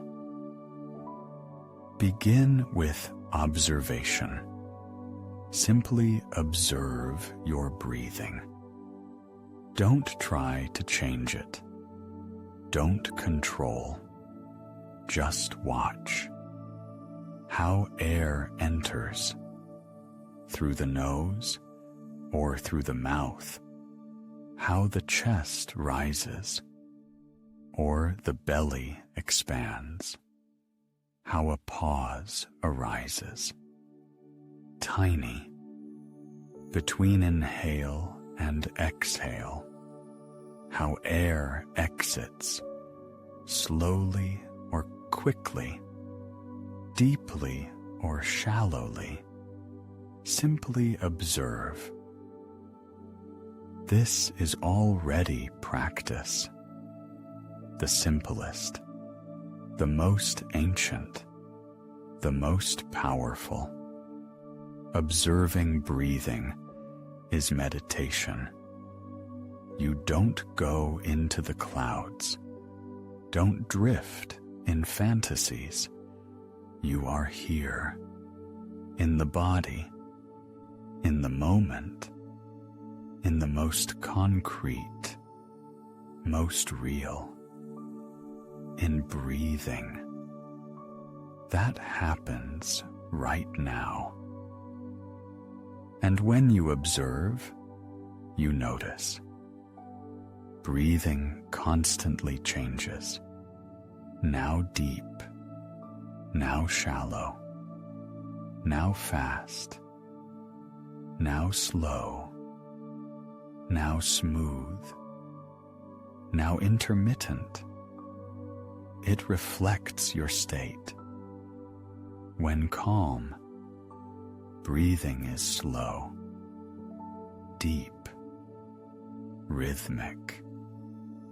When you worry, it quickens, becomes uneven, intermittent.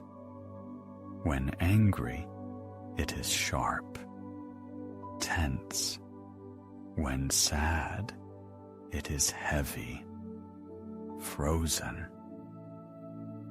Breathing is an indicator of your inner state. It doesn't lie, doesn't pretend. It is always honest. And if you learn to read it, you will know what is happening with you. Really, not what you think or tell yourself, but what the body feels, what energy knows. But breathing is not only an indicator. This is also an instrument. By changing breathing, you change the state. This works both ways. State affects breathing, and breathing affects state. This is a two-way connection, and you can use it consciously, purposefully. You want to calm down. Slow your breathing. Make it deeper, longer, especially the exhale. Let the exhale be twice as long as the inhale. Inhale to the count of 4. Exhale to the count of 8. Slowly, calmly, without tension. Simply lengthen the exhale and notice how the body begins to relax, how the mind calms, how anxiety melts. This is not magic. This is physiology. A long exhale activates the parasympathetic nervous system, the system of rest, recovery, peace. You want to activate, fill with energy, ignite the inner fire, speed up breathing, make it more intense, sharp, strong. Breathe quickly, powerfully, through the nose or through the mouth. Let the body fill with oxygen. Blood runs faster. Heart beats stronger. You feel heat, tingling, life, pulsating in every cell. This is awakening through breathing. You want to cleanse, free yourself from stagnation, from heaviness, from tension. Use breath of fire, sharp, short exhales through the nose. Belly pulls in with each exhale. Inhale happens by itself, without effort. You simply exhale, sharply, powerfully, again and again. A minute, 2, 3, and feel how all the old flies out with each exhale, how space is freed for the new, for the fresh, for the living. You want to balance, find center, harmony. Use square breathing. Inhale for 4 counts. Hold for 4. Exhale for 4. Hold for 4. A square, even, balanced, harmonious. Breathe like this for 5 minutes. 10. And feel how the chaos inside calm. How the parts of you that were scattered gather. How you become whole again. Each rhythm of breathing is a different state, different energy, different influence. You can calm a storm or ignite a fire, can cleanse or fill, can ground or elevate, all through breathing, the simplest, the most accessible, the most powerful instrument that is always with you. But breathing is not only technique. This is also presence. When you breathe consciously, you cannot be somewhere else, cannot wander in the past, cannot worry about the future. You are here, now, in this inhale, in this exhale, in this moment, the only one, real. Breathing returns you to the body, from the head, from thoughts, from illusions, to reality, to life. That happens right here, in this body, in this moment, not sometime later, not somewhere there, but here, now, in every breath, in every exhale. Try now. Place one hand on your chest, the other on your belly, and simply breathe. Feel how the chest rises and falls, how the belly expands and contracts. Feel the warmth of your palms, movement under them, life, pulsating, real. This is you, alive, breathing, here. Breathing is the first practice. Everything begins with it, because it is the most accessible, the simplest. You don't need special conditions, special time, special place. You can breathe consciously everywhere, in transport, at work, in line, at home, on the street, anywhere. Simply remember, you breathe, and that is enough to return to yourself, to the moment, to life. And when you make breathing your practice, when you return to it again and again, it becomes an anchor, a point of support in any storm, in any chaos. You can always return to breathing and find peace, clarity, yourself.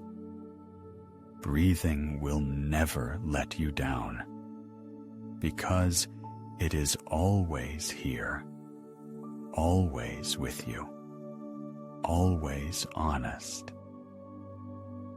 With each inhale, you take the energy of the world, life, light, strength. With each exhale, you release the old, spent, unnecessary.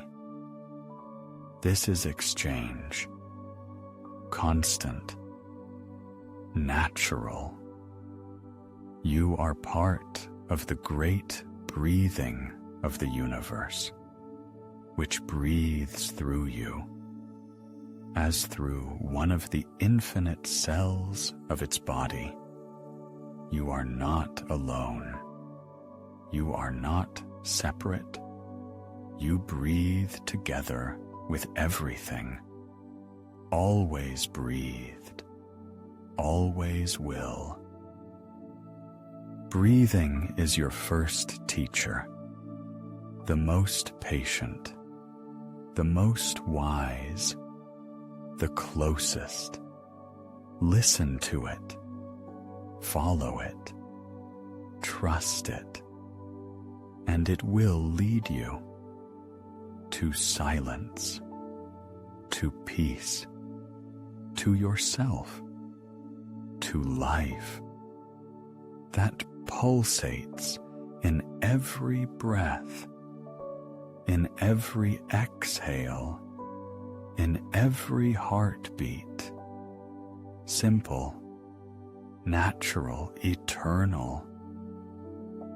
Now, let's look deeper into the body itself, into its memory, because the body remembers everything, absolutely everything. Every touch, every pain, every joy, every fear, every offense, all this is recorded, not in the mind, not in conscious memory, but in tissues, in muscles, in bones, in cells. It's a living book of your history, and if you learn to read it, you will learn about yourself more than from any therapy. Each experience that you didn't live through to the end froze in the body. When you were hurt but couldn't cry, this pain settled somewhere inside. Perhaps in the chest or in the throat. It is there, waiting for when you finally let it out, when you were scared but had to hold on. This fear squeezed you from inside, perhaps in the belly or in the lower back. It is there, reminding of itself when you meet a similar situation again.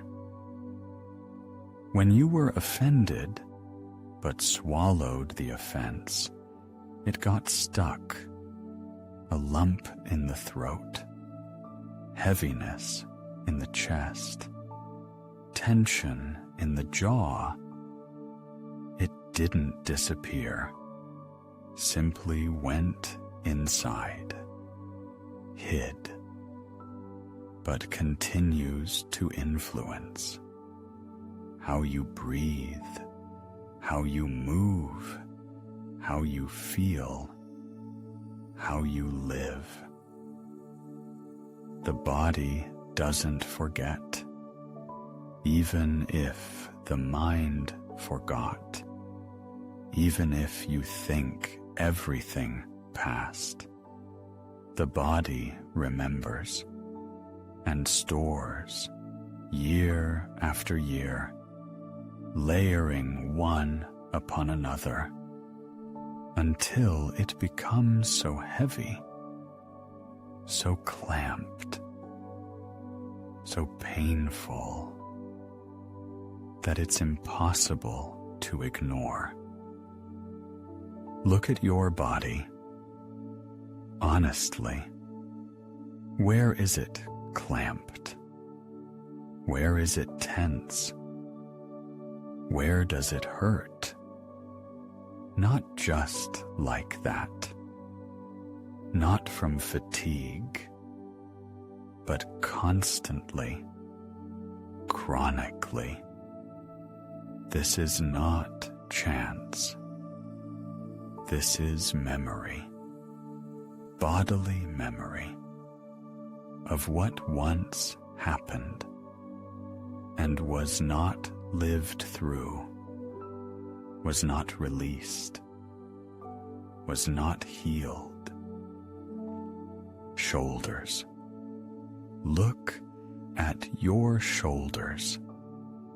They are raised, tense, as if carrying something heavy, and they do carry the weight of responsibility, the weight of duty, the weight of what you took upon yourself, voluntarily or not. Maybe in childhood you had to be an adult too early, to care, to be responsible, to hold everything on yourself. And the shoulders rose to bear, and so remained. Years, decades, raised, clamped, tired. Stroke your shoulders, gently, carefully. Tell them thank you for holding, for bearing, and allow them to lower. Not immediately, gradually, with each exhale, a little bit, a little more, releasing the heaviness that they held so long. Perhaps emotions will surface, tears, sadness, anger. Allow them. This is liberation. This is healing. The throat. Touch your throat. Do you feel tension, compression, as if something is stuck?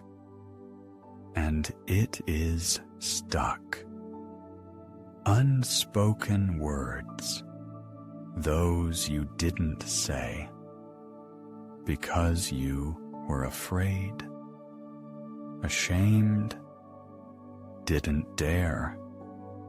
Words of love that you wanted to say, but you stayed silent. Words of truth that needed to be said, but you swallowed. Words of pain that asked to come out, but you clamped down.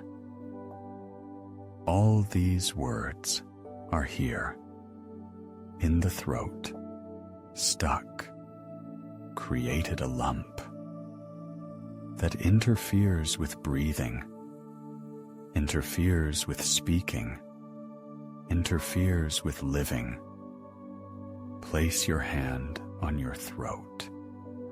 Breathe there and imagine how with each exhale these words come out.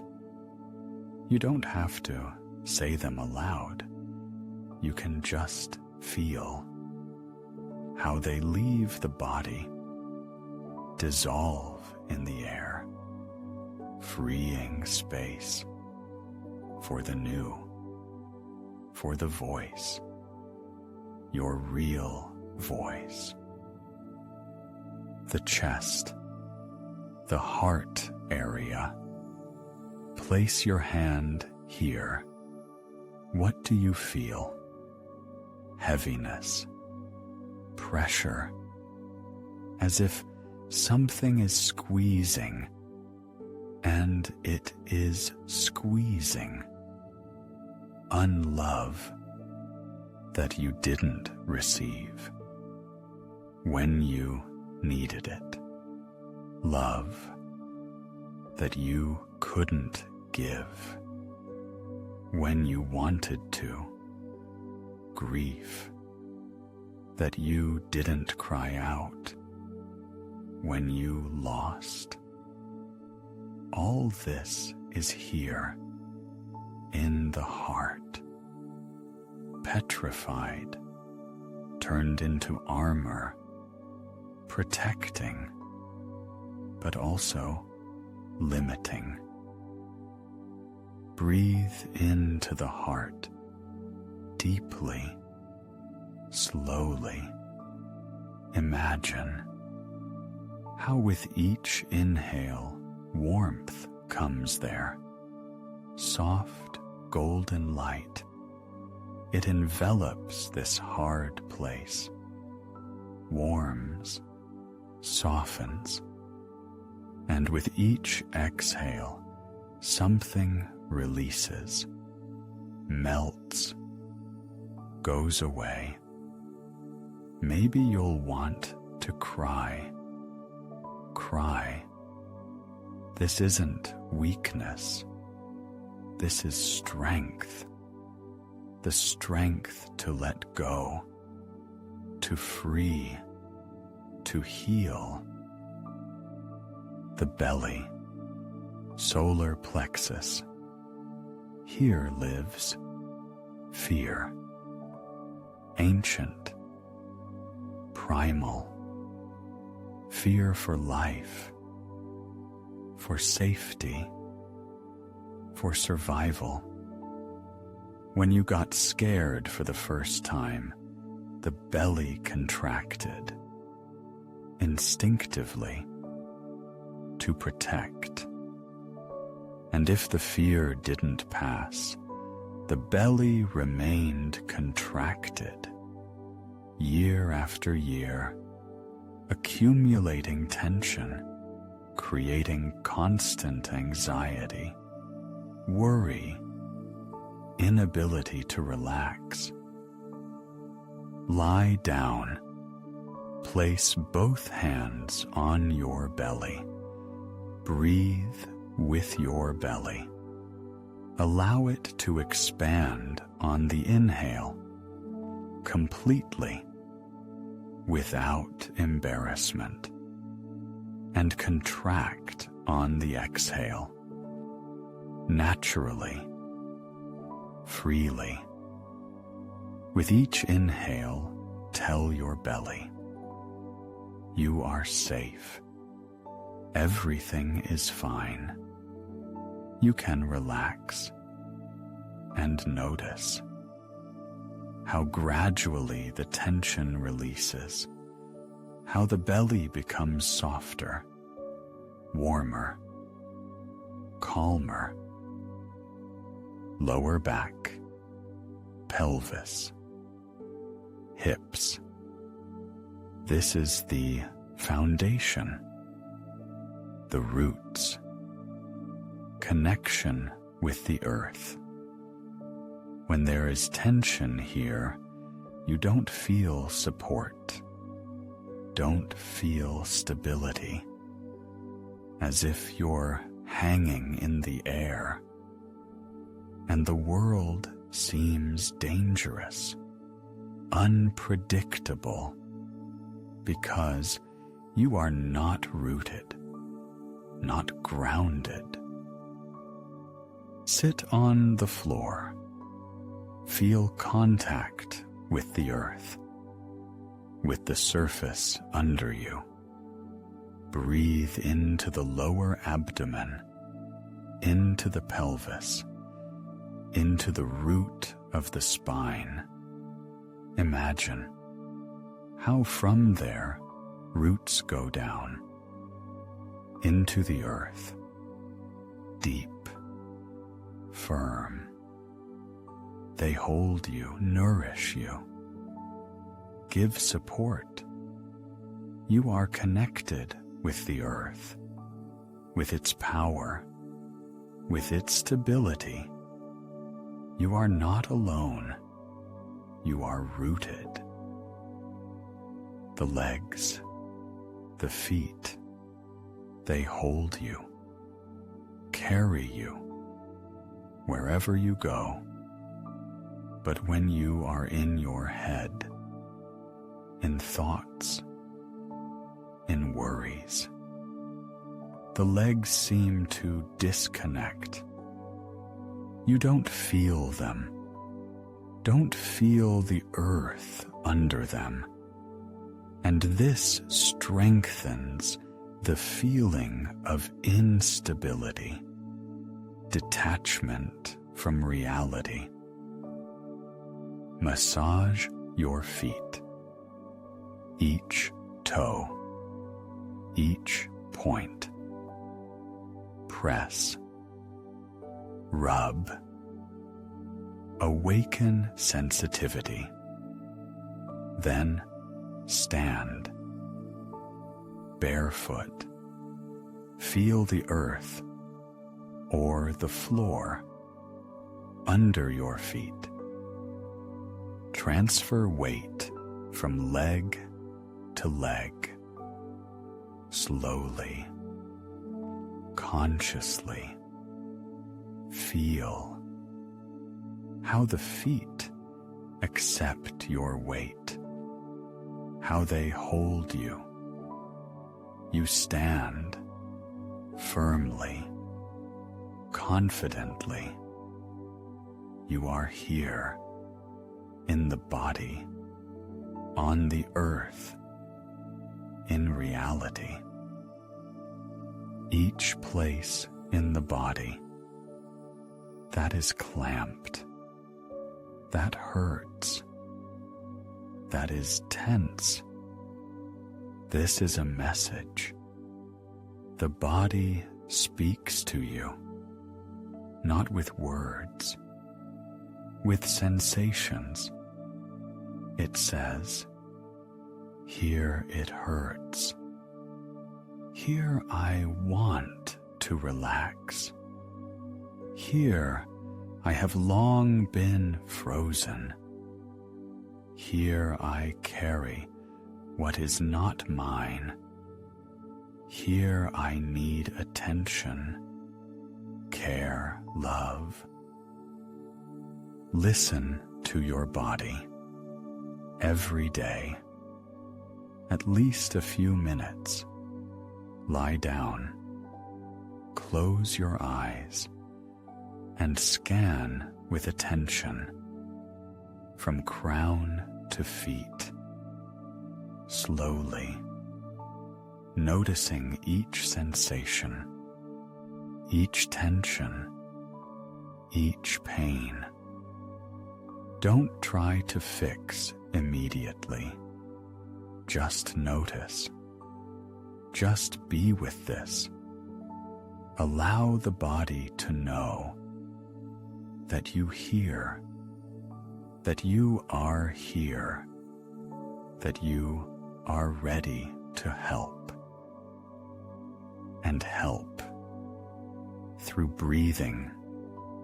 Breathe into tense places through touch, massage, stroke, hug your body through movement, gentle, smooth, freeing frozen areas through sound, moan, sigh, cry, everything that wants to come out. Allow it to come out. Working with the body is not a quick process. The body stores the memory of decades, and you need to free it gradually, carefully, without violence, layer by layer, with respect for what the body held so long. It held not just like that. It protected you, as it could. And now, when you are ready, it can let go, but only if you are ready to accept what will come out. Because when the body begins to free itself, emotions surface. Old, forgotten, suppressed. This can be frightening, painful. You may cry for no reason, or get angry, or feel such sadness that it seems you won't survive. But this is temporary. This is a wave that passes if you allow. Don't resist. Don't run away. Simply feel. Breathe. Stay. And after this wave, after the emotion has passed, the body becomes lighter, freer, more alive, because it freed itself from the burden that it carried so long. Space appears, lightness, joy, that comes not from something external, but from within, from liberation, from returning to yourself, to the body that can again breathe, move, feel, live full life. The body is your temple, your home, the only place where you truly live, not in thoughts, not in dreams, not in illusions. Here, in this flesh, in these bones, in these muscles. Here is your life. Here is your strength. Here is your energy. Take care of it. Love it. Listen to it. And it will repay you with health, with strength, with joy, with life. When the body opens, when energy flows freely again, without blocks, without clamps, without frozen places, you feel truly alive, not just existing, alive, with the full palette of sensations, with the full spectrum of feelings, with all the power that was always in you, but was locked, compressed, suppressed. Now it is free, flows, pulsates, fills every cell. You suddenly notice colors became brighter, sounds clearer, touch more sensitive, life fuller. This is not a new life. This is your life. That was always here. You just didn't feel it because you were closed, clamped, frozen. Now you are open, fluid, alive. And this changes everything. You see people differently, feel the world differently, live differently, from the body, from the center, from that depth, where there are no words, no thoughts, only life, pure, real, pulsating in every breath, in every exhale, in every heartbeat. The path of working with energy leads you home, into the body, into breathing, into the moment, here and now, not somewhere into space, not into the astral, not into subtle worlds, but here, into this earth under your feet, into this air in your lungs, into this beating in your chest. Here is all the magic. Here is all the miracle.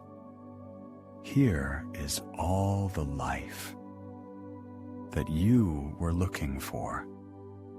That was always here and waited for you to return. Finally, home.